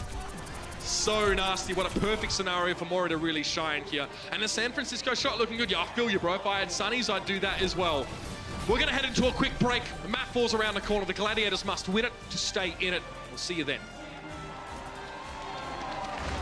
The Overwatch League is brought to you by Intel, the official computer processor of the Overwatch League. T-Mobile, America's best unlimited network. And by Omen by HP, the official PC and display of the Overwatch League.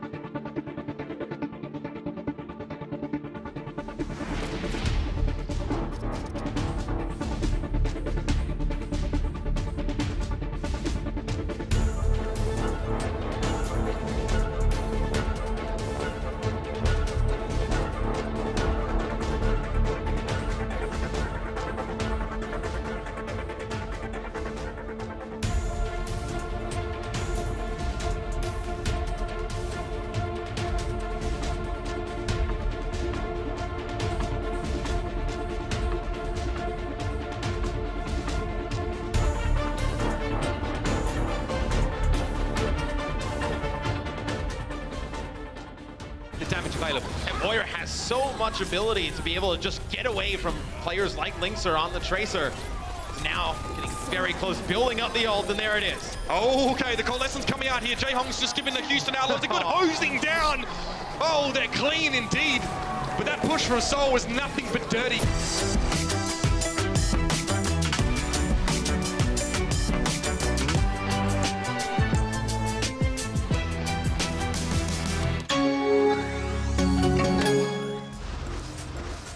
That's it, ladies and gentlemen. You're watching the Overwatch League, and it may be our last map of the day here. Yeah. Game 3, of course. We're back for stage 3, and it's been exciting already. Who's going to take this one, man? You know, we're going to be moving on towards Junkertown, so things can just get crazy on this map in general. I think the Shock have just been really good thus far. I think this is a meta that could be really good for them. I think I'm going to have to go with the Shock here on this final map. You're going to have Baby Bay coming in. He'll be playing the Widowmaker. They have Sinatraa coming out, which tells me you really, it really has an emphasis on the Sombra play here. So you want Sombra Widow, that's what you'll decide to go with. Silk will come in for Asher, so a lot like the same thing. You're going to see Silk probably play, you know, you're probably going to see him play Widow, and then Surefour will play Sombra. But it's interesting because on the first map, they had Silk in, so Asher I'm saying that Surefour can play Widow, obviously can play Widow, so there's just a ton of things that they could really play. I think the issue is you had Asher and Silk in. You want Sombra then and who Widow? Who plays Sombra there? Yeah, Sombra Widow. Yeah, that's exactly. So you need Sombra Widow. Which also, we're talking during the break, and we're like thinking, like, oh man, who are some of these other teams that have really great Sombra players? And you're like, Shaz. It's like, Shaz is a fantastic Sombra player. The issue is he's a support. Yep. The Gladiators don't have any other supports on their roster. He's the greatest. Big Goose and Shaz, so you can't move him over. Here's the greatest irony. A couple metas ago, you were considered less flexible as a team if you had a DPS player that had to play Sombra and not a support, right? I think there are a couple teams like that. I mean, Envious, for example, was Timey that actually played the Sombra. Now you're considered to be less flexible if you don't have a DPS player that can sort of play the Sombra as well. So it's funny how the game changes. You know, as metas change, what teams need from their players, hero pools also changes. We need to see if the Gladiators how they adapt to this, because it looked so good last stage, but now Sombra is a must-have. And Shaz, well, a lot of the time he has to play support. We've seen him play Genji, we've seen him play all manner of things, maybe even Roadhog on defense here. That'd be interesting. Again, a bit of a good against Sombra, because if she were to reveal herself, it's pretty much an instant hook and book. And it's really interesting at how, you know, over kind of the course of Overwatch history, even when Sombra was released, right? It's like, okay, Reaper's like a really good counter to her. We haven't seen a team pull Reaper out really at all today. Outside, I think the Gladiators did it. We were saying that. It's like, yo, It's like, what hero does the most when he's hacked? It's like, well, Reaper does probably the most damage if he's just got his primary fire, I suppose. He gets the health back, which is really important. The Junkrat's another hero who kind of like scares flankers away. Something that we saw in a previous match was the Hanzo play. A team that we cast a little bit, right? Because you gain a lot of vision with the Sonic Arrow, Scatter Arrow, obviously, extremely devastating.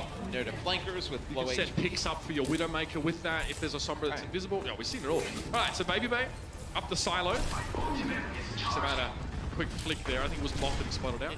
And I think, you know, this is a very difficult spot to be if you're Baby Bay, because you come in, you haven't played a map yet, and you're playing a hero like Widowmaker, right? Who you're going up against Surefour, who's obviously a good Widowmaker in his own right, but you know, he's been playing a few maps already. It's much different than, you know, warming up in the back. Okay, Super got hooked there. That was what happened. Connected with by Nevix. Gets a bit of Roadhog action in now.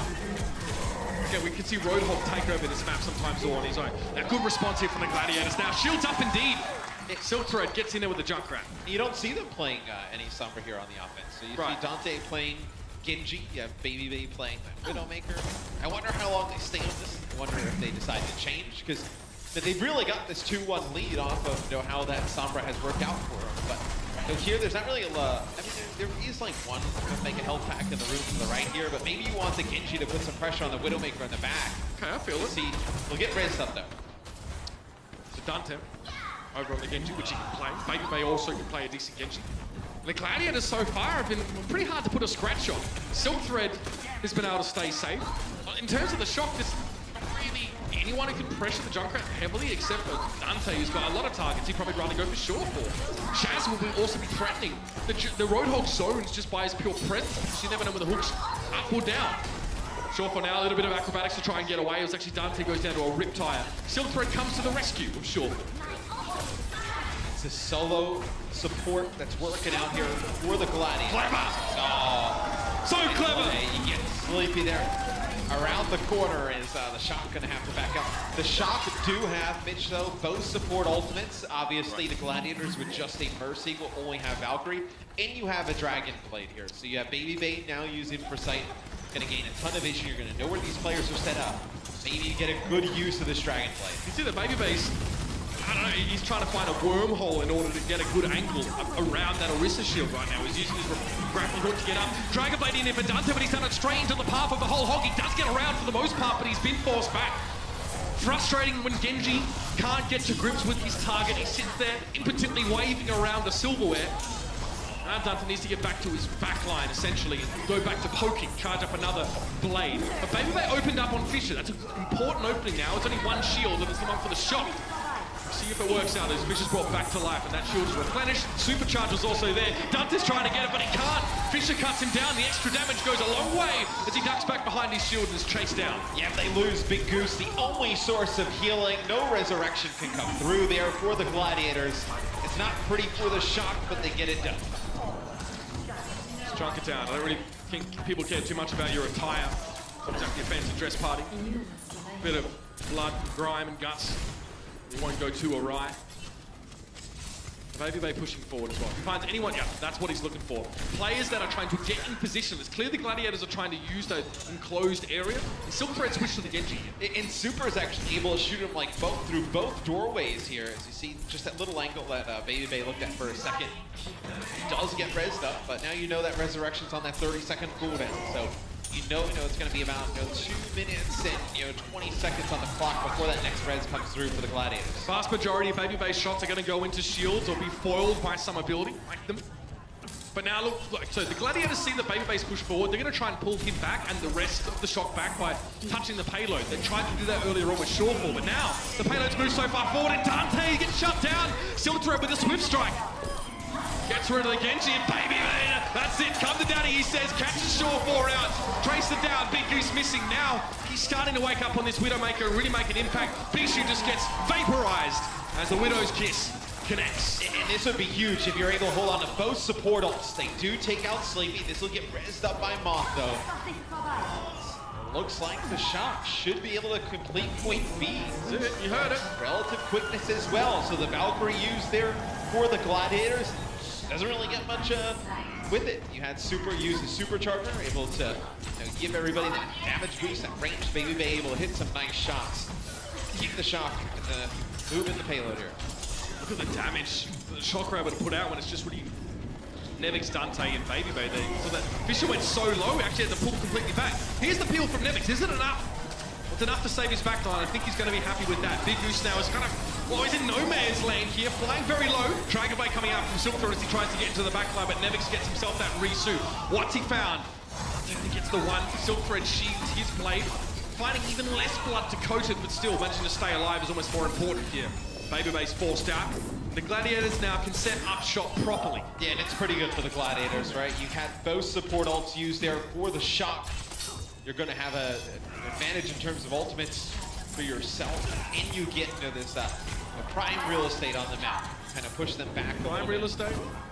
Or you can't even grow a garden out there. It's a radiator. What are you talking about? Oh, man, you gotta hold some jokes back. I mean, it's only the first week of the stage. I'm a walking, talking joke. You know it.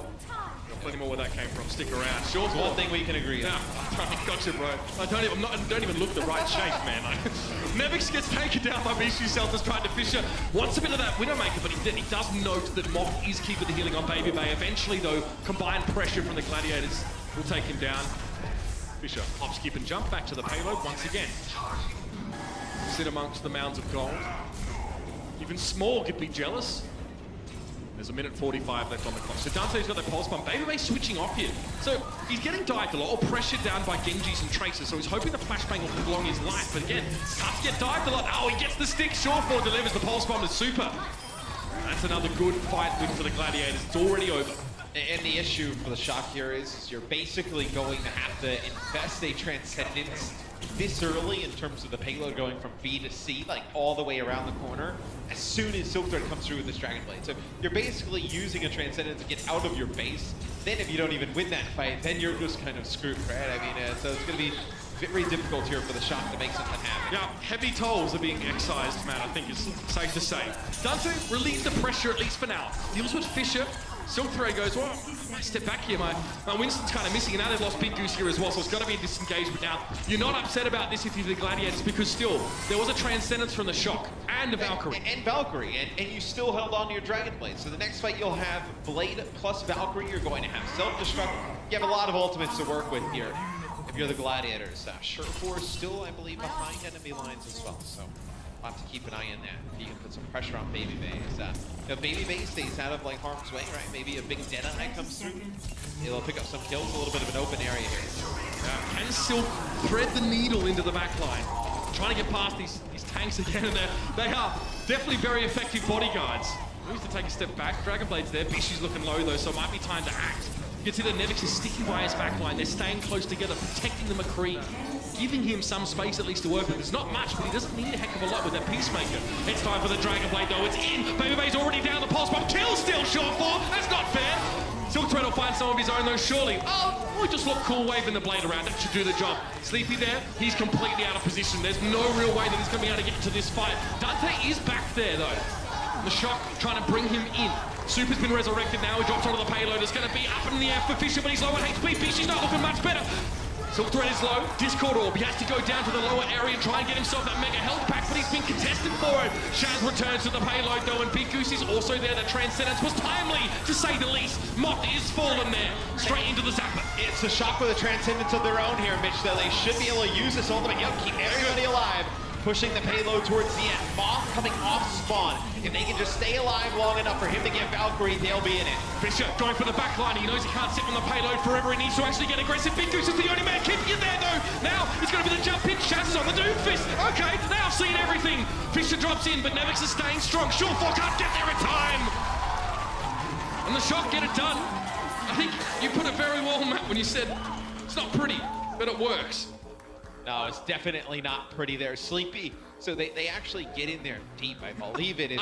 Okay, mate, there's nothing on your screen, okay? So, I believe it's Surefour on Tracer who gets into the back line, and he's actually able to take out Moth. Moth is like healing up Sleepy because they're trying to get that Transcendence.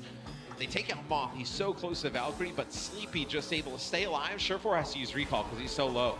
And at that point, he's not allowed. He can't obviously 1v1 that Zen from that distance. So he's able to get the Transcendence. That comes up big at the end. Tell you what, there's some superstars on either side of this stage, Matt, right now. And they're delivering. So now I guess the task for the Gladiators is fairly clear. Finishing the map is kind of all they need to focus on doing. And that's the question, what do they have formulated now? Last time we saw Junkertown was in stage 1. It was pretty much agreed that you'd play some permutation of double sniper and Bastion in the mix and all this. So you return to that. We know that Surefour loves himself a bit of the Bastion. Shaz has been known to play it. I think it's just kind of predicated of what you think the Shock do. You know, we have seen Dante. 4-syllable word. That's new. We have seen Dante play Junkrat a lot in the past. Super is going to play Orisa here. So they'll play solo support a lot like how the Gladiators played. So I mean, if you're confident in your Widowmaker, you can play Surefour obviously on Widow. We didn't really see a ton of the Hanzo come out from the Gladiators in stage 1. They tried to play a little bit of a tank heavy comp with like Shaz. They would almost play what they played on defense. So Shaz would play Roadhog and they play triple tank. They play like triple tank with just that solo healing. Mercy looks like right now potentially you could see them run that pirate ship, that Bastion on the payload with the double sniper. Again, you know, you try it once. If it doesn't work, you switch. But if it does work, then you've made a lot of headway and you've probably done it very quickly. For a second there, I thought they were trying to maybe like bait them into a chain. Baby Bay. Oh, I felt it in my guts. Gets obliterated there by Surefour. Welcome to the map, bro. Dante. Oh, Jumper, what are you doing? How do you stand up there? Is he the new Boostmeister? Okay. Almost finds himself the kill. I was offended by that. Silk Thread there on Roadhog here. Again, they're being harassed a little bit from the side, but again, the Bastion definitely attracting a lot of attention. Silk Thread trying to defend their very important passenger. And so far, Shaz has been kept in good health. So it'll be Baby Bay who takes out Fisher, so now you don't have that barrier for the Bastion. You have have to pretty much back out of here. It's Chaz on the payload. Be free pickings for Baby Bay at range, able to take out Silk Thread as well. So the Shock do stabilize here. I think this is where you start to wonder with the Gladiators. Do you try the Bastion again? Do you try Switch off of the tank Bastion? configuration? Well, you remember that there was like that one patch that like Bastion was basically like 76 for a week. You could play In recon mode, yeah. I love that. I enjoyed it too.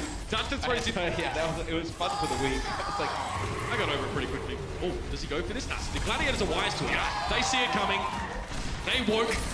Shore4 deals with the Riptire now. A couple shots being thrown in. Baby Bay's in a very safe spot here, so he can kind of do what he wants. Shaz is still committed to the Bastion. And again, does he try and go for a big goal? He actually uses it now in a potentially losing fight, but they found Dante here. What can he do? Shaz now starting to deliver to the heavy ordnance. Cuts Super's life total down very low, but again, finds so little. Trying to go for the mortar style from long range doesn't yield any great results, and the Shock bounce back.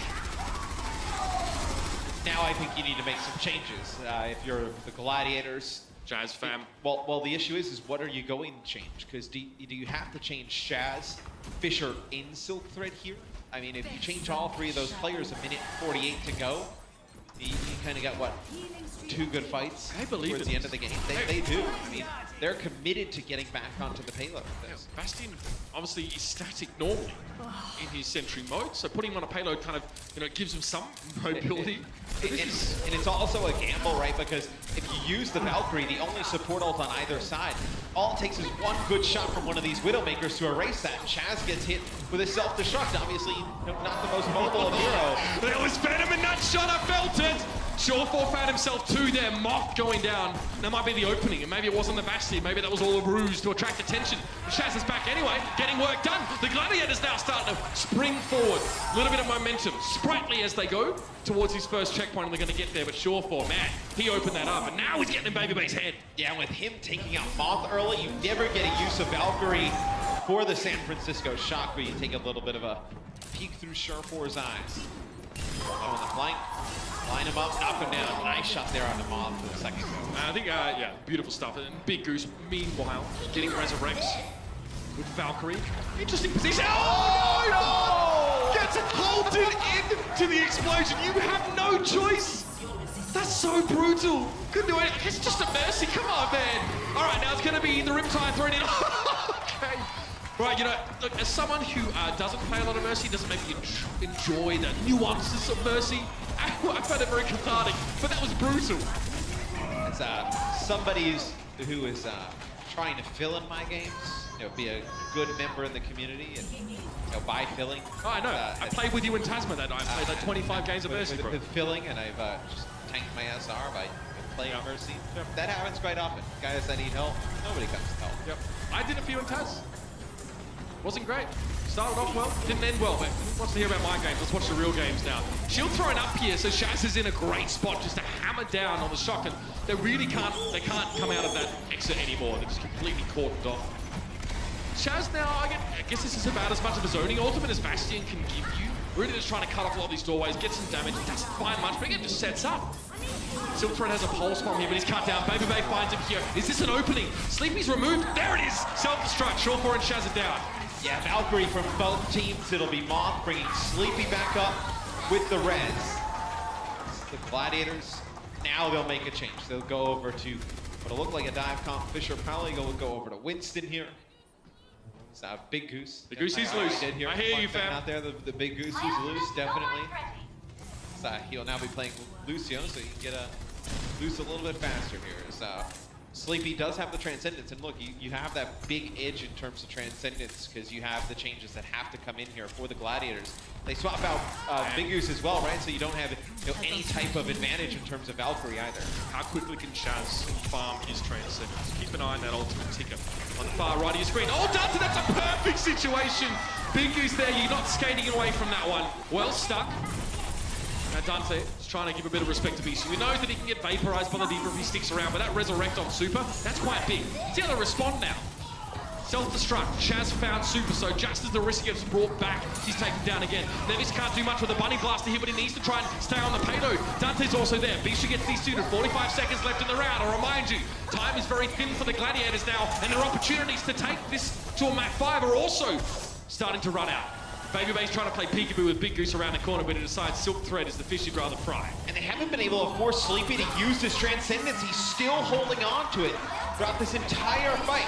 Shaz does build up to 73% of his own Transcendence, but look at it. Moth now with another Valkyrie, because Big Goose has to switch off of his Mercy. You know, they use Valkyrie at the same time, right? Only 50% towards that sound barrier, may not get it here. Dante's waiting. He'd love to get the chance to get his recall back, but that would be 6 more seconds. Instead, he just goes, no, Shortfall's down already. He went a little bit too deep. Nevix was on the payload and took down the Tracer that was trying to contest it.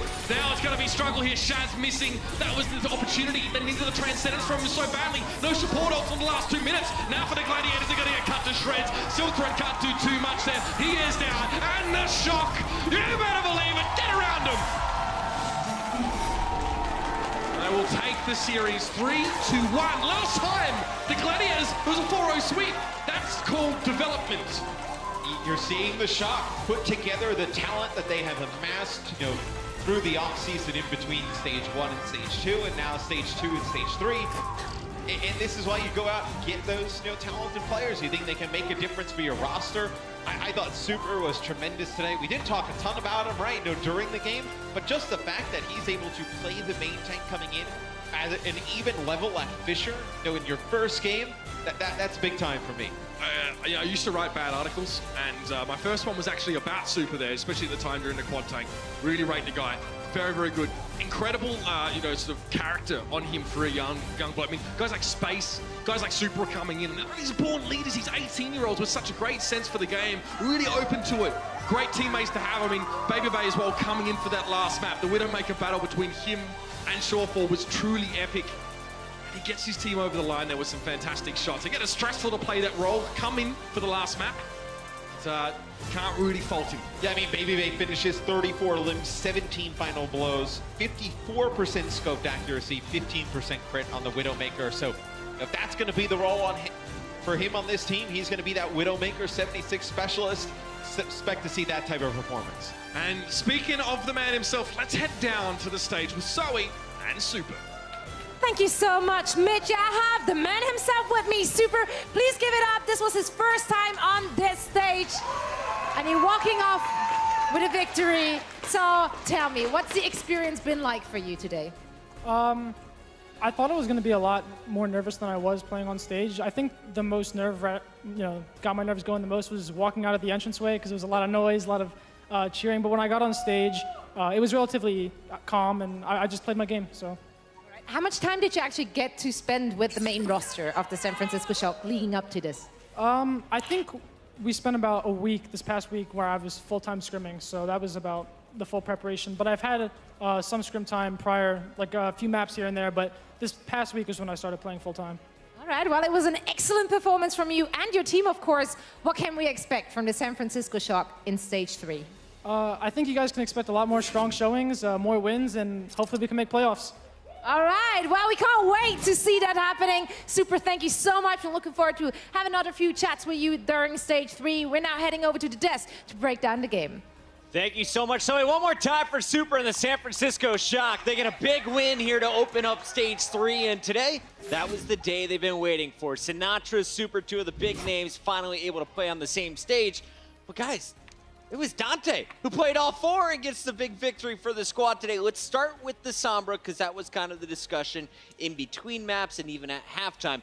What did we see in the second half, and how was the Shock able to take game 3 so convincingly? I mean, again, Dante, right? The Sombra show, I feel like it should be called, because, you know, we were talking about this beforehand when we were discussing, you know, where is Dante going to fit in this new San Francisco roster now that Sinatra's coming in, because he was mainly playing the Tracer, right? But here he is now, this Sombra specialist, right on time, right when we're seeing the meta changes happening. And I got to say, it's beautiful to watch, to be honest, because it is honestly just really the fact that you can see that San Francisco Shock have fought well ahead as to how they're going to be playing into this meta game, and it's working out in spades for them. Let's take a look at some of the highlights here from Ilios Crumbs. We're taking a look at some of the early action And it looked like Gladiators were able to get the early point in stage 2, but for this first stage on Lighthouse, it was just Shock with total control. I love the choice of the Moira here, but what did you think of the composition overall? Sinatraa on Tracer and Dante staying with that Sombra. Well, I think the Shock just was riding the momentum train of keeping onto the Sombra pick and understanding how it was working against the Gladiators, because when you play Sombra, it's really important to get a feel for how the opponent is reacting to you. How quickly are they turning? Are they keeping their eyes on you? Are they guarding the points where the health packs are? So they just rode that way, whereas the Gladiators tried to tackle the Sombra, and they just weren't warmed up to it already. So San Francisco Shock got a really nice game 2. And what is interesting that you mentioned about Dante is that that's another way to maintain your longevity as a player. You just keep playing the heroes that are about to get buffed, and somebody's going to need you because somebody's going to have to keep playing those characters. Is Moira a new mainstay on Ilios? I mean, not just in Ilios, I think in general, to be honest, she's a fantastic hero. She puts out incredible healing, like healing that we haven't seen since way back in the day when Ana was first released and she was putting out ridiculous numbers herself. This is what Moira's speciality is now, that high healing output. So, I mean, you just see her in a variety of situations. We'll keep an eye on her throughout all of the control maps. Remember, here in stage 3, it's always Nepal or Ilios if we're going into that game 3. Game 4, though, we finished strong with Junkertown once again. Sniper battles, always fun to watch. Silk Thread went over to the Junkrat, and we saw Dante playing that same hero for the Shock on defense. But what was the difference between these two squads when you watched this game 4, Crumbs? So I think the big one is obviously that Sinatraa was subbed out, and you put Baby Bay in here. And this is exactly what the San Francisco Shock want to be doing with their DPS, because you also have Architect coming in later that's more of the Genji, when you have Baby Bay that can devote himself exclusively to the hit scan. So now he only has to play Soldier 76, maybe some McCree, and some Widowmaker. So he's making it work onto this map. And it's a new look for the San Francisco Shock. Everything that they keep coming out, we know that it's what they're going to do, but we need to see it for it to be executed well. Brian, last time around, we saw the Gladiators in the run for the Stage 2 playoffs. Today, they fall to the Shock, who is just now picking up their 7th match win overall in the league. Are you worried for the Gladiators? Should the Gladiators fans be worried for their squad right now? I don't think so. I feel like this is a squad that can work it around it. They've got the additions of Void. They've got Silk Thread in as well. They have potential there. They can turn it around quite easily. I think their main issue is honestly playing around the Sombra. Like this is the main theme that we're going to hit time and time again, because their strongest player, Fisher, you know, as soon as he's hacked, he can't use any of his abilities at all, and he's just shut down. And it's a very easy way to just negate the impact of your strongest player. You know, this keeps happening, and that is the way it works. As soon as Gladiators figure a way around it, they're going to be gold. It's not just strongest players, though. I think that's what is going to happen in Stage 3. The tanks are just going to have a really tough time dealing with getting hacked every single time, because you're going to have to rely on your supports to be able to spot out the Sombra ultimate and respond with their own ultimates, which is really tough to do as the Sombras get better. So I don't envy anybody that has to be a tank in this one. It used to be all about who's got the best Tracer. Then all of a sudden it was who's got the best main tank. Now, who's got the best Sombra? Well, in this match, it's our player of the match sponsored by Omen by HP. Dante reigns supreme. You saw him a little bit on Tracer. He showed you some Genji, but it's this hero that was just so fun to watch. A specialist on Sombra across the board, and I love watching this guy on Hitscan. I want to see what other heroes the coaching staff is going to have him flex on. For now, I think you can expect to see Sombra in at least 2 of your 4 maps when you play the Shock. Yeah, absolutely, and I think this is one of the reasons why they consider a lot of these teams, these unnamed analysts, as you say, Crumbs, they consider Shock to be a top 5 team now, and it is because they have learned to specialize as it is, and you know, it's paying dividends right here. Looking at the final blows, 25 of them, 87 and 17 are his eliminations versus deaths, and averaging over 3 players per EMP. 50% of the team is pretty darn good, Crumbs. That's a nasty one. I mean, 110 enemies hacked. You held down right click more than the Mercy this game to try to take somebody out here. That just doesn't feel good if you played against that one. But kudos to him. He's been working on this hero for more stages than most people, and I think that's what's giving him the advantage here. He's just put in more hours than anybody else, and it's going to take a while for them to catch up. Dante is your Omen player of the match. For now, though, we got to close things out with the overall standings. We just kicked off Stage 3, and if you look at the numbers here, the big picture, you'll notice it's still London, New York, and Seoul. But tomorrow, keep your eyes on some of these teams from 4 to 9. The Shock, they get their win. Tomorrow, the question for me is it going to be Boston or is it Philly? Will Mayhem continue to climb, and can Houston upset the London Spitfire once again? They did it in the first week of Stage 2. Crumbs, you're not on the desk tomorrow. What's the prediction? These are all super tight games, Puckett. That's my prediction. Florida's on the rise, and New York could easily falter against them, as Florida has already given them trouble. All right, Bren, it's day one, first day of the new meta. Best thing for any fans that would go back and watch the VODs. I would probably go back and watch the game that we've just seen. I mean, if you're just catching it now, there's no reason not to. The whole day has been pretty on top. It's right behind you. Right behind me? My bad. Okay. All right, let's do a redo here. Probably we'll catch that game number one if you want to see, you know, Dallas Fuel maybe turn up a little bit, see a different side of the Shanghai Dragons, I should say. That's a good game to catch. It's fun to watch an Angry Effect back in action. Big shout out to everyone who came out to the Blizzard Arena today, including the Blizzard staff, Jeff Kaplan, and the whole crew who showed us the new Retribution. Make sure you guys tune in tomorrow. We're kicking off at the same time, 4 p.m. Pacific, right here on OverwatchLeague.com. We'll see you soon.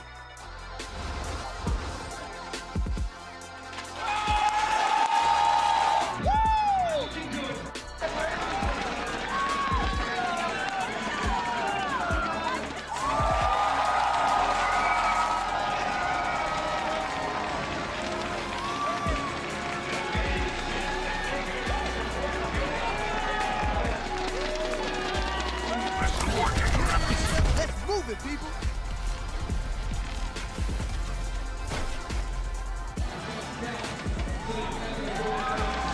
Jinno Ken